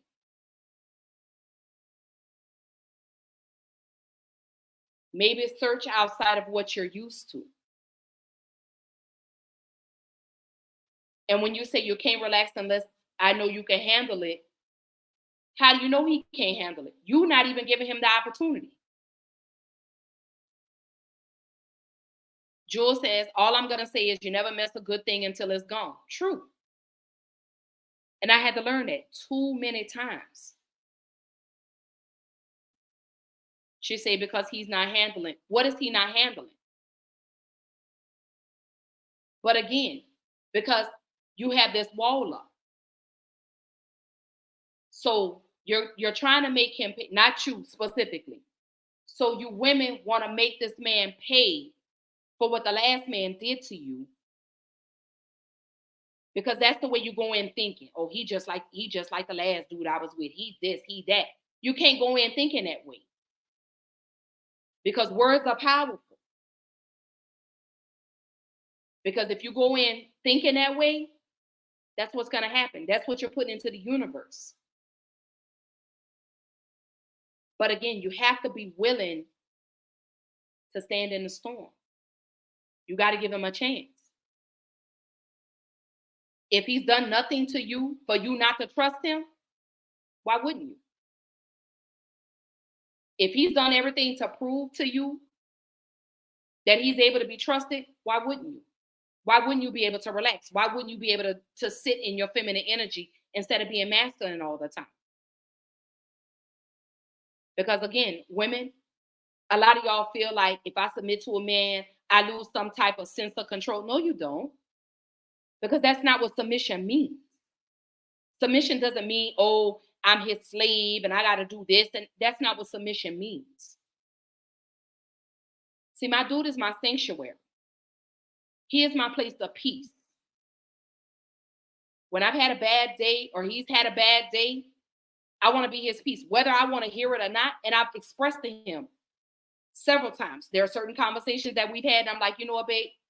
And I told him in conversations, like, I don't be want to hear that, but you know what? I'm going to listen anyway, whether I want to hear it or not, because you're venting to me. So if we want a man to do that for us, we've got to be willing to give that in return. Reciprocity is big, baby. Being reciprocal is very imperative in a relationship. And in conversation is key. See, a lot of y'all women don't know how to communicate. Communication is horrible in the relationship because instead of talking to the person, you're talking at the person. And it's not what you say, but it's how you say it. Sometimes, ladies, you got to work. Sometimes, ladies, you got to work on how you speak to the man. You can't come in and talk. You can't talk to this grown man like he's a 5-year-old child. No, ma'am, that's not going to work. That's not going to work. Because you don't want him talking to you that way. So you have to give the same respect that you want to receive. That goes back to, you can't say you want him, but then you treat him like shit. You can't say, oh, I love this man. I love him. He's this, he's that. But you're dogging him out. You're belittling him. You're disrespecting him. You're making him feel like he's not, like he's about this big. You make him feel like he's nothing. You're talking to him like he's nothing.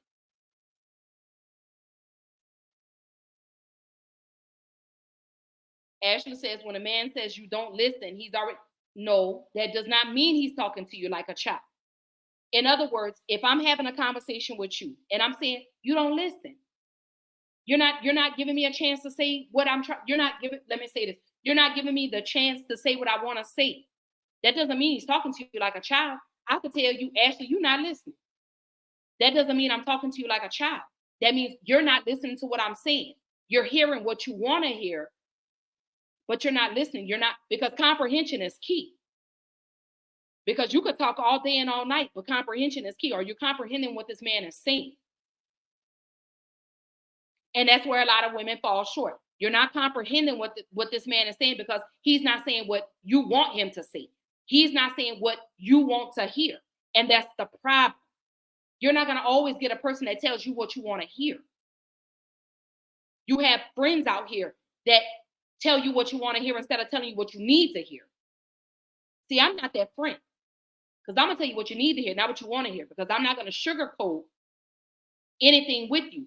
If I say, Ash, you know what? You fucked up for what you did the other day. I'm going to tell you that. I'm not going to be like, oh, yeah. Ash. I'm going to tell you, girl, I ain't like what you did. You know. She said, yes, I just left the man who kept saying that while he barely had a job waiting on his mother to pass so he can get money, but that same man wanted to leave me. Fuck out of here, I can't. Or wanted to leave you. Okay.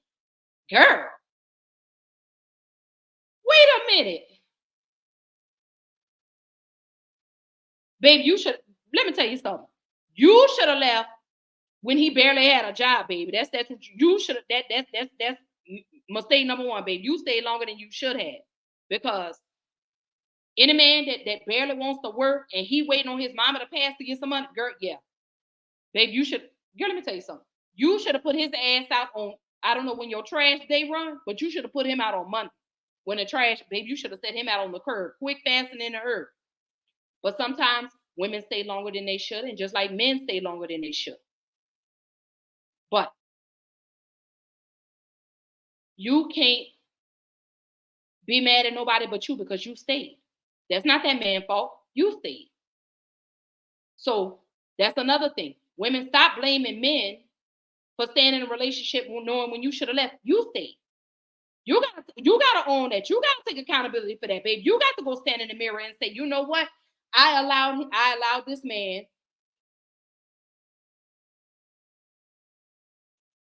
So she said, oh, he had a regular job, then it went part-time. I'm steady saying, find another one. They are closing down, etc. No plan whatsoever. Yeah, when it gets to a point where, because when a man it starts doing that, because you have women that do that too, that start off and they working, and then they quit their job because now they want to be stay-at-home moms, they want to be stay-at-home wives and all. No, keep doing the same shit you were doing in the beginning. But you stayed longer than you should have. If you're constantly having to tell this man he needs to get up, he needs to go get a job, he needs to do this, he needs to do that, then that becomes on you. Shame on you. Fool me once, shame on me. Fool me twice, shame on you. You got to take accountability for that. So Jules says, actually listening is key. You have to stop listening to respond and start listening to understand what he's talking about. That way, what is being said won't be misconstrued, and it'll be easier to come to an understanding and solutions on the situation. Bingo. Because comprehension is everything. She said, same accountability. I spoke on early. I accepted it. Self-accountability. Same with the men. If he deals with the woman twerking, box man, etc., that's him. Problem same way it was mine. Oh, Mac box. Okay. But you do have men that do take accountability for that stay longer than they should. You have men that do that. But you have a lot of women that do not take accountability when they stay in these relationships longer than they should. If you are with a man and you are constantly on him about what he needs to do, and he needs to do this, he needs to do that, you need to try to do better for yourself, and he's not making the initiative, then who's the fool? Not him, you. Because I took accountability with my last relationship. I stayed longer than I should. I should have left that dude. Okay, she said, that's what I'm saying. So when I say I'm not wasting time, that's what I mean. Okay, all right. Thank you for clearing that up. Thank you for clarifying it. Because I was like, huh? But again, you know. And then you have people out here. No, you never stay and go broke. That's just like men. I don't advocate for you staying in an unhealthy relationship. Hell no. I never advocate for that, because I believe in healthy love. I believe in healthy relationships. I don't promote toxicity, baby. Not at all. But at some point, you have to stop looking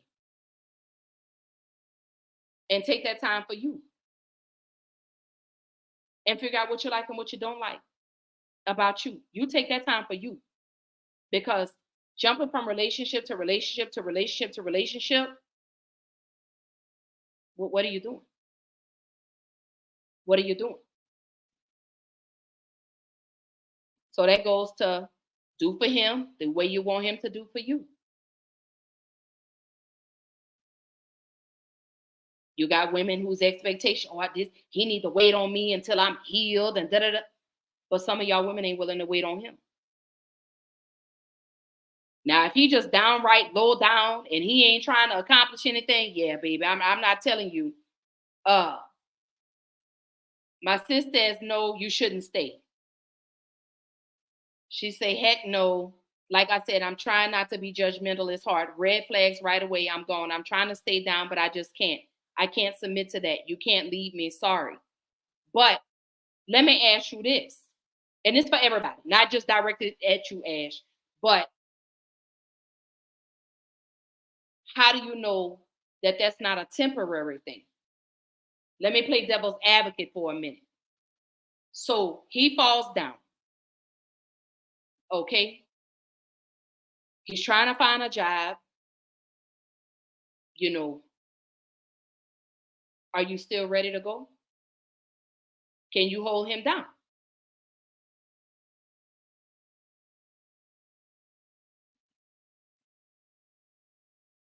So she said, but what if it's not? So let me say this, because you can look at this two different ways. If you have a man that's trying to better himself, absolutely, that's worth putting in the work. He's worth putting in the work.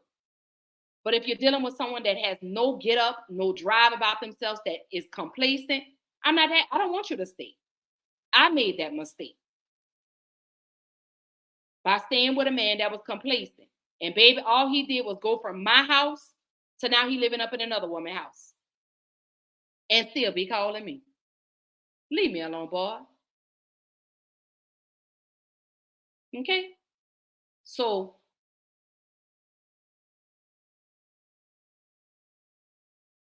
I lost my train of thought. Okay, so let me get back. So you have to be willing to do, again, reciprocation. She say, like, okay, like you see the potential, they just don't. Then when I'm saying something, I'm nagging or I'm not feminine, like the fuck I can't be. I understand that part. I definitely get that. But you have some men, again, that are just complacent, just lazy. Shit, let me just say it, just lazy. And I'm not telling you to stay. But if you got someone that's willing, this thing say, F it, I'm getting a clear.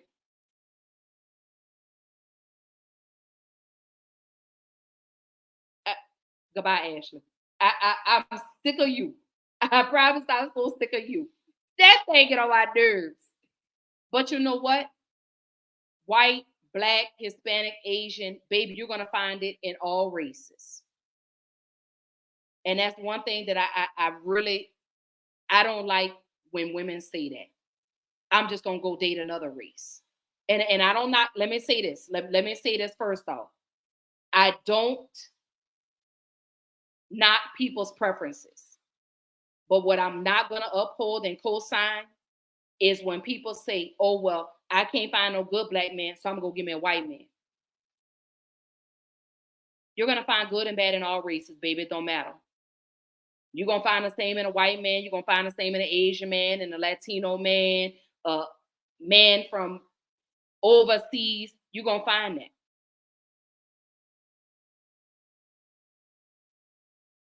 You're gonna find that.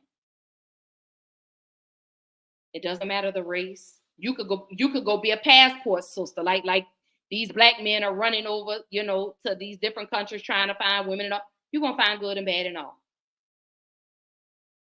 You just have to know who's worth you putting in the work.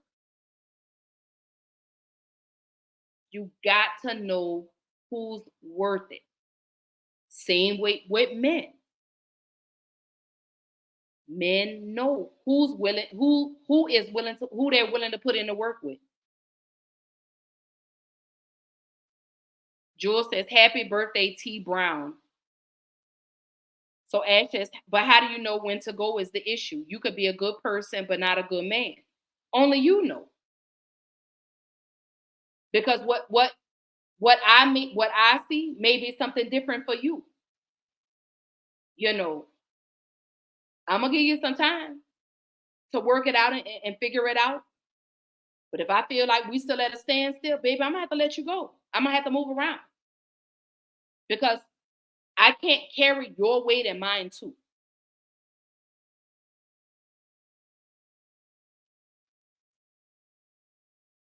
That's what. And you say, so why stay around for a maybe? Have that conversation. Communication is key. You need to sit down and you need to have this conversation. Like I say, if y'all are not on the same page, then you need to let that go. You need to let that go. Communication and comprehension is key. Things need to be put out on the table in the beginning. You're you're alleviating. You're alleviating some of the weight. Not totally carrying, you're alleviating. She said, but when you're healing someone, building them up, etc., you are carrying their weight. You're alleviating. Because again, some people come in to enhance your life. Some people come in to enhance. Some people come in to uplift. Some people come in to empower. But only you know. And that's why these conversations need to be had. But some of you women are difficult to have these conversations with because, again, men aren't saying what you want to hear. So y'all tune it out. Y'all aren't trying to hear what he's talking about. Because he's not saying what you think he should say. He's not saying what you want him to say.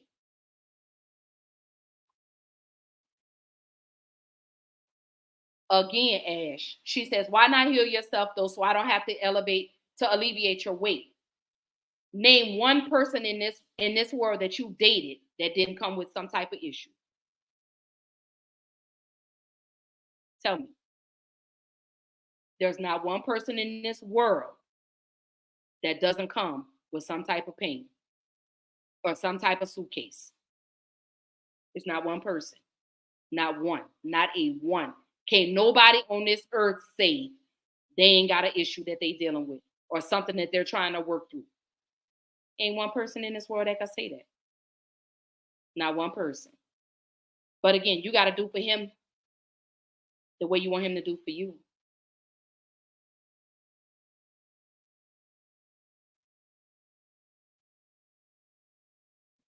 She said, me.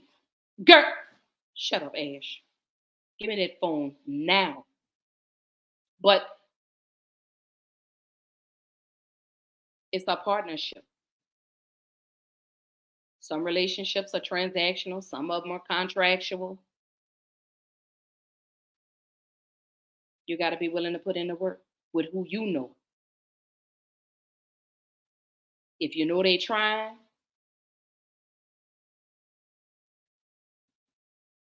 she says, everything I go through, I get through alone. I do not like putting my problems on other people. But sometimes those loads do get heavy. And you do, at times, want that one person. If you can't talk to nobody else, you want that one person that can help bring some type of peace or calm to your storm. Everybody wants that. Everybody wants that. And I think part of it, Ash, you haven't found that just yet.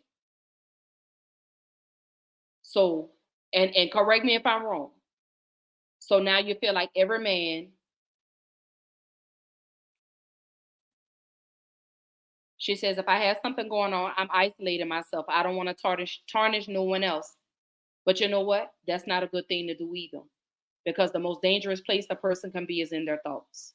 And I'm only speaking from experience. I'm only speaking from experience. I feel that way. I don't want him to deal with my issues, my problems. But he's my go-to person.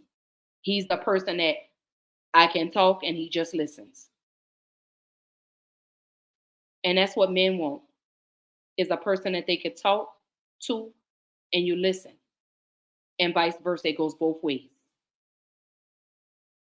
But the only way for that to happen, y'all have to have that open dialogue. Y'all have to have that conversation. If conversations are not being had, then how are y'all going to figure things out?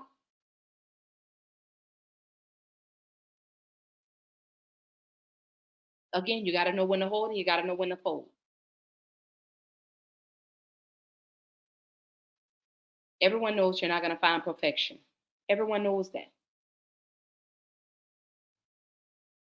But one of the things that I do want to say is stop bleeding on people. You come with a couple of issues, cool.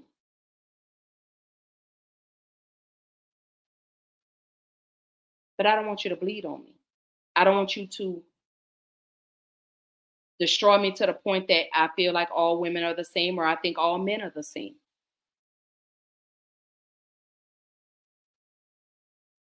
But women, you got to be willing to put in the work. But again, you got to know when to hold and you got to know when to fold. Because you got to stop blaming men and take accountability for yourself. You got to start doing that. Lay everything out on the table. Let them know, hey, this is I got A, B, C, D, E, F, G. And you put the ball in his court and vice versa. Put the ball in her court and let her decide if this is what she's willing. Is this what she's willing to deal with, and vice versa? Is this what he's willing to deal with?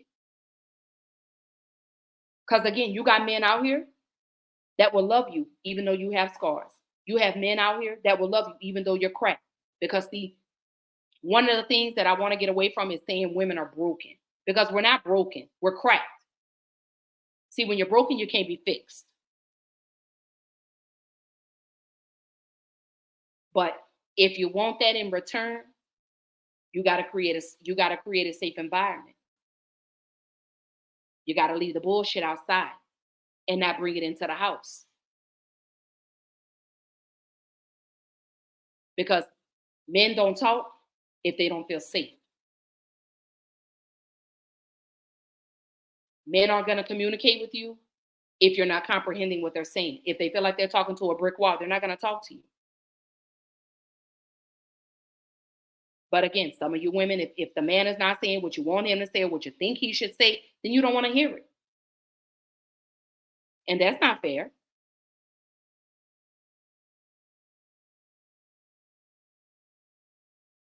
Again, you gotta give in order to receive. So if you're not respecting this man is not going to respect you. And then too, you do have some men that are just already messed up anyway, just like you got some women that are already messed up. But hey, some of them can't be fixed. But I think at the end of the day, we really do have to stop trying to be Bob the Builder. Or stop thinking that we can go to Build-A-Bear and build a perfect man or build a perfect woman. Because everyone is going to come with some type of flaw. Everybody.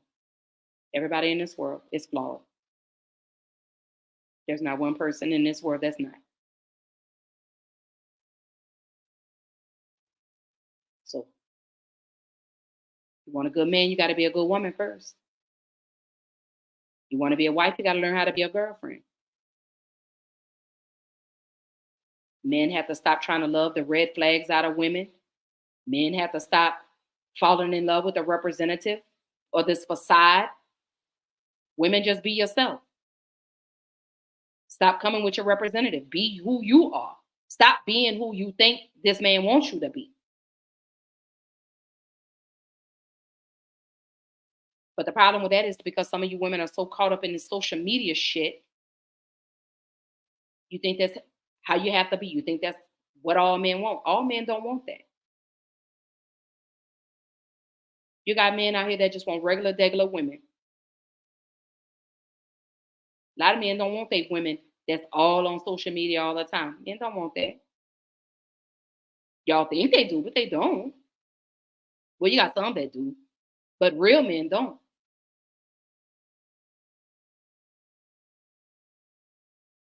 Real men want women to build with and grow with. They want that companion. They want that partnership. But if you're not willing to do that, let that man go. And let that man go be somebody else's husband. Because you're holding up the line. Let that man go. You know, I just, like I say, you know, I tell women all the time, stop tearing that man down for the next woman. Stop destroying that man. Stop doing it. If you unsure about what you want, let that man go and you go be by yourself. Go be single. Go be for the streets. Go outside, as they say. Go be outside. Let that man go build with somebody else.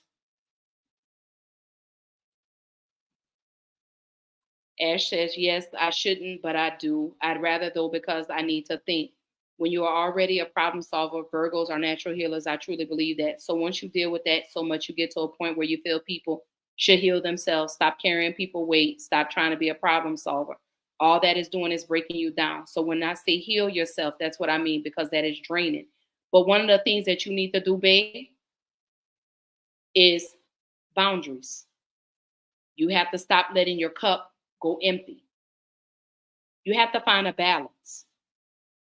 Even though I know we're getting all the way off topic, but you have to find a balance. You have to set boundaries. You have to know when people are draining you to the point where now your cup is empty and they're full. Again, you have to know when to hold and when to fold. So if you constantly keep staying and you keep allowing a man to drain you, or you keep allowing a woman to drain you, that's your fault. You have to learn to set them boundaries. You have to learn to say, hey, you gotta learn how to do that.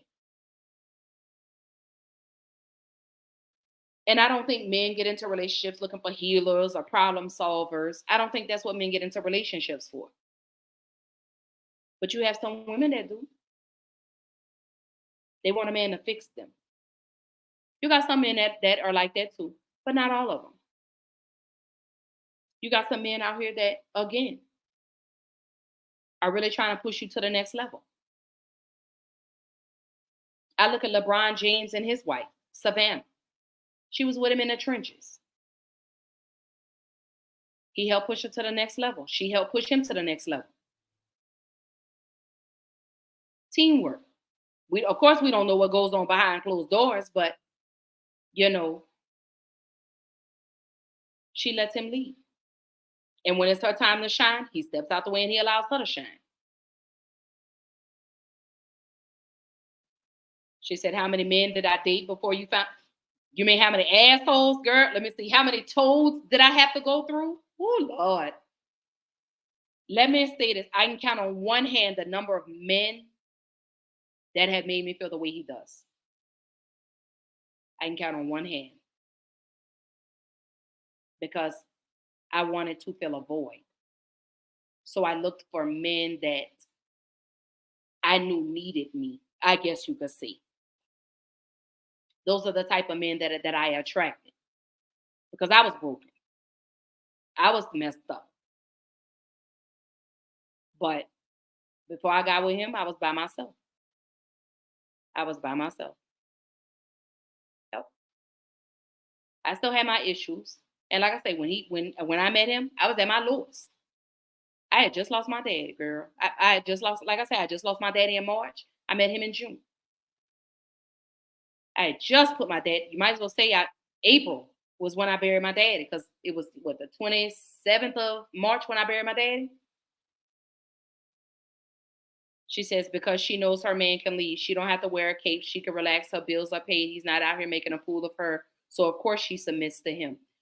But you have to stop looking. And same way men. Men have to stop looking. And just allow the universe to work. Because some relationships happen when you least expect it. Because when I met him, I didn't want to be in a relationship. I wasn't looking for a relationship. Shit, I had been single for over a year? I was good. Maybe 2 years. I think I've been single maybe almost 2 years. Mm-hmm. So I was taking the time for me. But I had some growing to do. I'm not gonna lie. I had a lot of growing to do because I was bringing my past the things from past relationships into this new relationship. I couldn't talk to him the same way. I couldn't cuss him out and then he'll call back and be like, babe, I couldn't do that with him. He taught me how to speak to him. He showed me he was different. He showed me he was not my past. So I had to pull back and I had to say, shh, I'm not dealing with the same type of dudes I have been dealing with. Because he was different. He's not the argumentative type. I'm telling you, right? That man do not argue with me. He'll hang up in my face before he argue with me. He will. He'll hang up on me. And I'll call back and he won't answer. An hour or so later, he'll call back. You okay now? That's what he does to me. So he don't let me have my way. So those temper tantrums that I throw or used to throw, he don't go for that. He'll go a whole day and won't talk to me.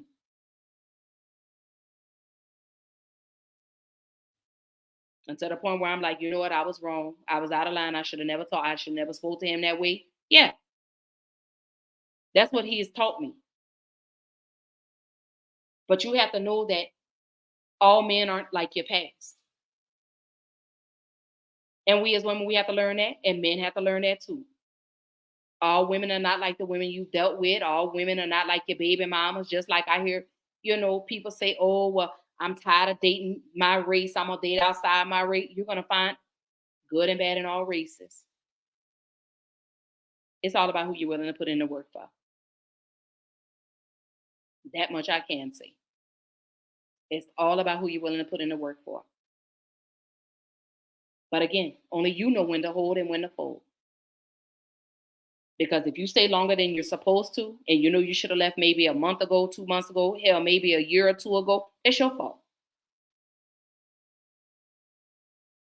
But men only do what you allow them to do. And women only do what you allow them to do. So it's on you, babe.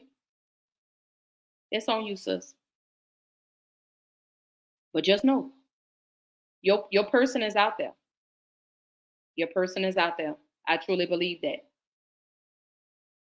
And it's okay to submit as long as you have the right person leading you. As long as you have the right person that makes you feel safe. As long as you have that person that one of my friends posted today, your blue person, which is that person you can go to when you can't go to nobody else, that brings you some type of comfort, brings you some type of peace, brings you some type of joy. He's out there. You just have to relax. And I know you say, oh, I'm getting older. I don't have time to waste. No one has time to waste. You just have to, you know what you got to do. And she says, but do you feel you are wrong, or are you just agreeing because you feel you have something good and don't want to lose it? I understand not arguing and cursing because I'm going to hang up too. But during every disagreement, you're ignoring me, go silent, no communication. I'm not for it. And I run into that. No, I do really feel like I'm wrong because my mouth is lethal. Let me say that. My mouth cuts like a knife. And I tend to hit below the belt. I tend to do that. And I can honestly admit and say that's what I do. But not every disagreement does he ignore me. It's when I've said something and I know I'm out of line for saying it, no, he won't talk to me. It might be later on that night. It might be the next day. He's absolutely good. He's good for me. But not every disagreement does he ignore me. If I've said something to hurt his feelings, I'm going to give him that space to calm down before we talk, because cooler heads always prevail. Because if he's upset and I'm upset, we can't talk. Because I'm not hearing what he's saying. He's not hearing what I'm saying because we're too enraged. We're angry. So when you're mad, you can't hear what the next person is saying. So me giving him that space to cool off before he says something that he's going to regret, or I say something that I'm going to regret, absolutely. If we need to talk the next day, when cooler heads prevail, absolutely. I'm all for it. I don't want to talk to him when I'm angry, because see, when you're arguing and you're getting the heat of the moment, you say things that you can't take back. So you got to think about that. You got to learn how to fight fair. So yeah, So it's all about communication. It's all about how you handle situations. We can act like kids and throw temper tantrums, or we could talk like adults. Because I want to talk like an adult. I don't want to talk like a child. That girl say, all right, gotta go. I can't submit to her followers blowing me up. Good night. Girl, you is silly. I love you, babe. I love you, sissy. You so silly. Hey, boo. Girl, it's okay. You can always go back and watch the replays, girl. You good. But no, but seriously though, it's somebody out there for everybody, you know. Um, but again, you just have to know who you're willing to stand in the storm with, who you're willing to stand in the rain with. You know, there's gonna be highs and lows in relationships. It's gonna be good and bad. It's not gonna always be good. Might be bad, but you know, if it's more bad than good, and you know that there's no way to work through it, let it go. Don't exert no more energy into it. You know, and I say that to men, you know when to hold and know when to fold. Because we all want to be loved. We all want to find our person. We all want to, live in this peace, harmonious life. We all want that. But you also have to understand that you're not going to find perfection. Find someone that you're willing to work through some of those flaws with. You got to be willing. You got to be willing to put in the work. You got to be willing to get dirty. Because sometimes you got to go through the bad to get to the good. Because that don't come overnight. Relationships take time, baby. Marriages take time. Trust takes time. Just like healing takes time. All that, you got to be patient. So you got to pray for that. You got to pray for patience when it comes to relationships. You got to pray for that. Communication. You got to learn healthy dialogue between the two of you. You got to learn what's worth fighting for and what's willing to say, you know what, you got it. That's what you got to be willing to do. Some of y'all not ready for that. Some of y'all don't want that. Some of y'all like the arguing and the back and forth. Some of you women glamorize toxic relationships. Some of y'all glamorize and say, oh, my man got to yell at me and did it. No. Real women don't want that. Real men don't want that. Real men don't want women that's for the streets. Real women don't want men that's for the streets. Reciprocity is big. It is absolutely big.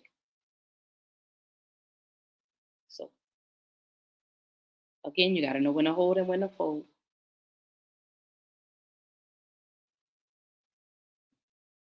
So Sheena says, yes, they do. She said, woo, we didn't get to where we were overnight. We had to fix ourselves in order to work together to better our marriage. Absolutely. And that's, when we talk about the men and how these women manipulate and gaslight men, why is it so hard for a woman to say, I'm sorry or I was wrong?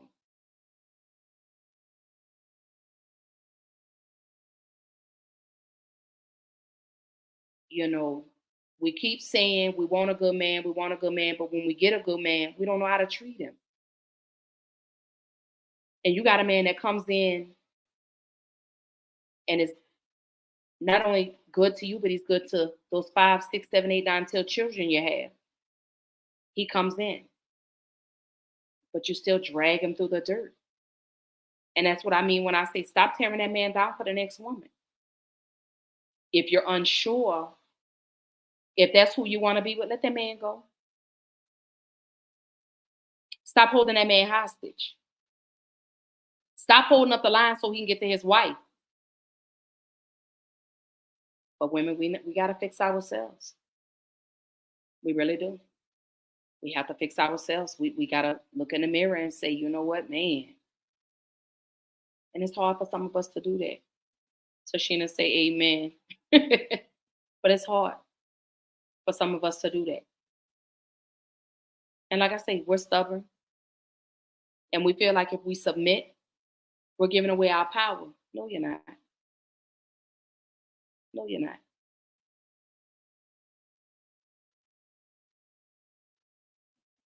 But I'm going to leave y'all with this. Some of you women need therapy. Some of y'all need to go sit down on a chair or lay across somebody's couch and get some therapy. Because the way some of you women think is sickening to me. I'm ending with this. You women have got to let go of the past. You have to stop going into these relationships thinking that all men are the same. When you find a man that loves you, is not only taking care of you, but is taking care of a child or children that do not belong to him. He's providing a stable house, a roof over you and your children's head. Stop doing that man the way that you do him. Stop doing that. Start talking to him and stop talking to your homegirls. You got a problem with your man, you talk to your man. Stop running to your homegirls. Stop discussing your personal shit with your homegirls, especially the single ones. Because they're not going to do nothing but advocate for you to be in the streets.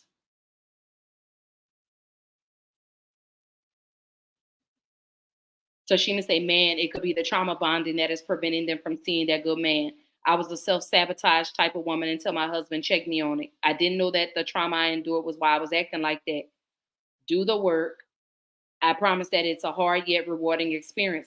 And that's exactly what I was just saying, was when I met my fiance, I wasn't all the way put together. I had just buried, like I said, I had just buried my father. And then a few months after, I buried my dad, I meet him, and then after I meet him, my niece was found, murdered. So I was going through a lot. But it's all about who's willing to put in the work with you, who's willing to stand in the rain with you, who's willing to give you that umbrella when it starts raining. Because it's not all going to be peaches and cream. The road is not going to be smooth the entire time. You're going to have the ups, the downs, the highs, the lows. You're going to have that.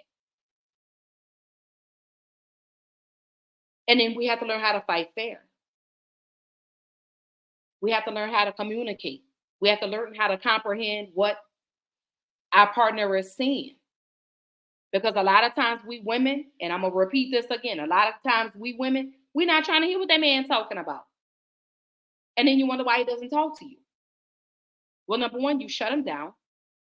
Number two, he doesn't feel safe talking to you because everything that he shared with you, you've turned around and you've thrown it back in his face. So now he's shut down. Now you mad. Now you out in the streets trying to live your best life instead at home trying to work it out with your man. Because you're too busy listening to your homegirl because your homegirl done told you, girl, put that fucking dress on, girl. Let's go, girl. Fuck him, girl. He gonna be okay. And you go and this is who co-signs this. You go out and you be a part of this. But your homegirl is single. Or your homegirl is on relationship number 6 in the last 3 years. But this is what y'all like. Y'all want to be the man and the woman in the relationship. You won't treat him like a man. You treat him like a child. Because you talk to him like a child.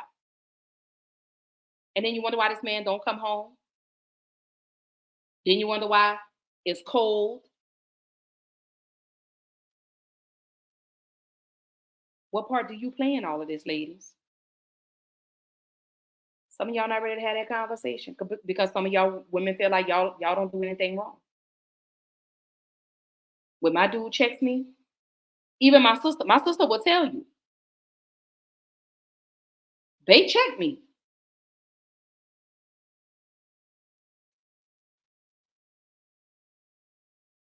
Get it together, ladies. Get it together. Stop dogging that man out. Stop withholding sex from him because you mad. You'll go lay up with somebody else's husband, but you won't lay next to yours. You won't work on your problems with your man, but you arguing with somebody else's husband, though. I'm going to leave that one alone. Because some of y'all on my timeline are dealing with men that I know that are married or have girlfriends. But I'm going to be quiet on that one. And I'm right there with you, sis. I'm ready when they are. We do it together. But let's be respectful, ladies. Let's be respectful of ourselves. Let's respect our relationships. Let's respect our men. But you be sitting up here by yourself, looking crazy, while everybody out living their best life. You by yourself. That's what you're doing. Oh yeah, we can do it, sis. We sure can. Girl, you already, baby. You know I'm down, babe. You know I'm down for shaking some tables, girl. You know I am. You know I am. But some of you women need to go get some help. Because, baby, y'all be tearing these men up. Y'all be destroying these men, baby, for... Whew. I don't be liking that. I be listening to some of these men, and I be like, man, damn, she did you like that? And you did this? Some of y'all, I be want to put in a chokehold. Like Melvin did Jody on Baby Boy. Some of y'all ladies, I guess you could say that was my final thought, you know. Do better. Do better. Do better, ladies. So, but I love y'all. I promise. And to my fellas, I love y'all. I'm always advocate for y'all. I'm always look out for the best interest of y'all. I advocate for my women, but I gotta hold some of you women accountable at times. Y'all know how I go. But anyway, for the next episode, because y'all know the anniversary of Hurricane Katrina is coming, which is Tuesday. But I'm hoping to do a show Tuesday to commemorate Hurricane Katrina. But I have to go to my daughter's band parent meeting on Tuesday. It's at 7. So I'm hoping to make it back in time so I can do my episode, because I do want to commemorate Hurricane Katrina, because the anniversary is Tuesday, August the 29th. But for tomorrow night, I'm empowering. That's the Empower Hour. Tomorrow night, we're just going to be empowering, encouraging, just speaking positive, just having beautiful conversation. Like I said, I want to pour into somebody, pour into people. I want you to know that I love you. I want you to know that I'm proud of you. I want you to know that regardless of whatever storm that you're walking in the midst of, baby, you can overcome. I promise you can. So that's tomorrow night. Tomorrow night is Empower Hour. Let's just encourage. Bring a friend, tell a friend if you know someone that needs prayer, someone that needs to be encouraged, someone that needs to be empowered. Don't forget to like, share, subscribe, and comment to Black Girl Interrupted. Again, I'm on Facebook, I'm on Instagram, I'm on YouTube. Tell them, come on. Because it's nothing but positivity tomorrow night. Like I said, Thursday night, Empower Hour. That's what we're doing. I said I wanted to start doing that once a month, where I'm encouraging, where I just take a moment to just encourage, where I just take a moment to just love y'all, where I take a moment just to pour back into you, to let you know that I do see you, that you are appreciated, and that I think you're doing a fantastic job. Wherever you are in life, I think you're doing fantastic. I think you're doing wonderful. So I really want to take the time and give back, to let y'all know that I do appreciate y'all. So that is tomorrow night. That is the Empower Hour. So sometimes, you just have to encourage yourself to get up and go, to get up and keep pushing, to keep up and, get up and keep moving. So that's tomorrow night.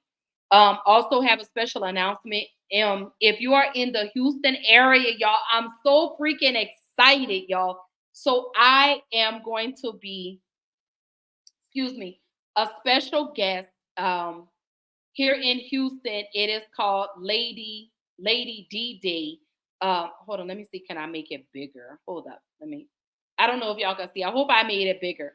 But September the 8th, here in Houston at the Exhale Lounge. As you can see, I am the special guest. We're gonna be talking about domestic violence, mental health. Oh God, I just really lost my train of thought. I'm very honored to be the special guest to be able to speak at Lady D's Day. This is her first annual uh, Millionaire Mentorship Inspired Lives presents her first annual Lady D Day here in Houston. It's a community of celebration, and I'm I'm absolutely excited to be a part of this. That I'm actually the guest speaker. That I'm a special guest. I'm just God, y'all just don't even know how excited I am for this. But if you are in the Houston area, y'all pull up on your girl. It is, as you see, it's for kids and adults, but it's from 7 to 9 for children only. And then from 9 to 12, I'm so sorry, 9 to 2 will be for adults. There will be food, there'll be drinks, vendors.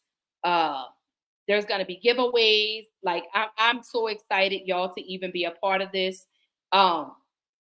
Also want to let y'all know, I did put up a GoFundMe page. I am trying to go to California, Los Angeles. They are having an Empowered Women Success Summit that is in March of 2024 in Los Angeles.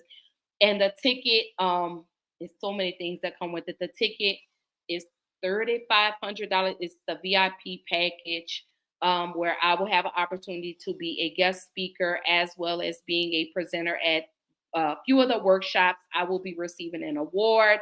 I will actually be featured in the Empowered Women magazine. So I did post a GoFundMe.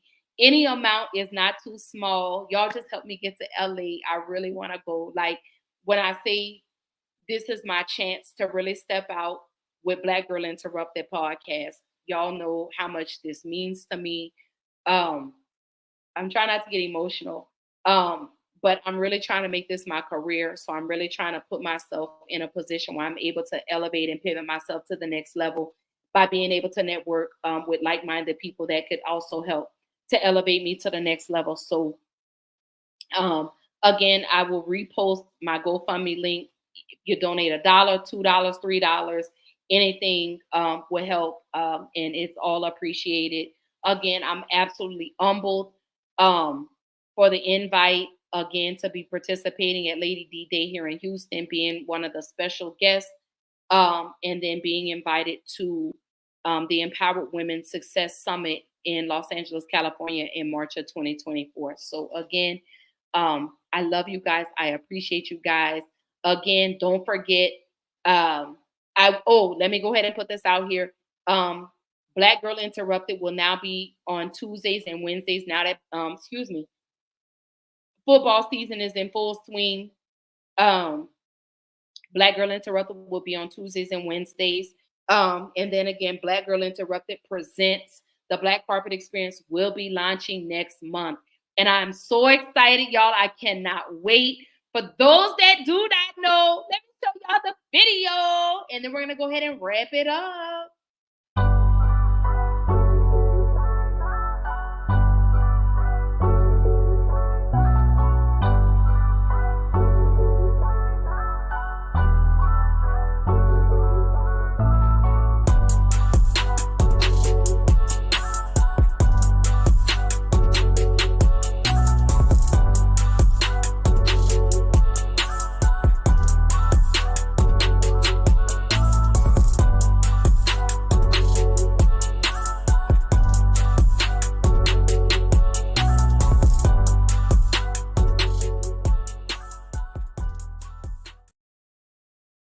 So yes, your girl is excited that I am now expanding my brand that will launch next month.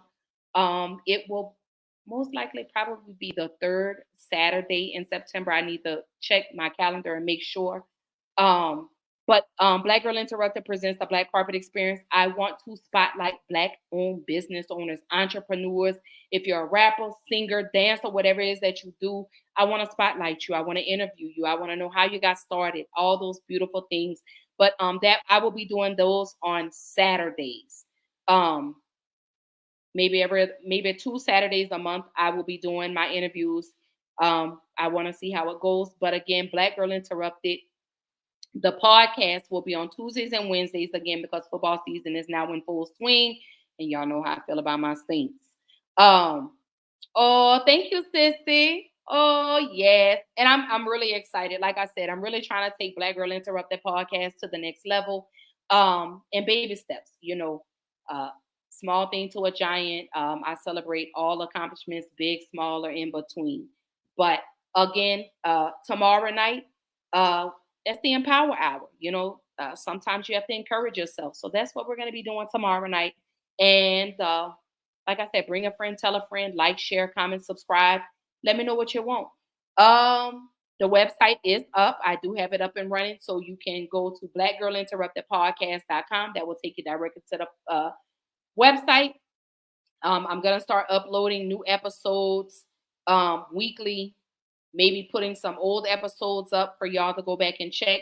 Again, don't forget to like, share, and subscribe to Black Girl Interrupted on YouTube. Follow me on Instagram, follow me on Twitter, follow me on Facebook. I'm all over the place. You can listen to me to wherever you stream your podcast, whether it's Apple, Google, Spotify, iHeart, Deezer. I'm there.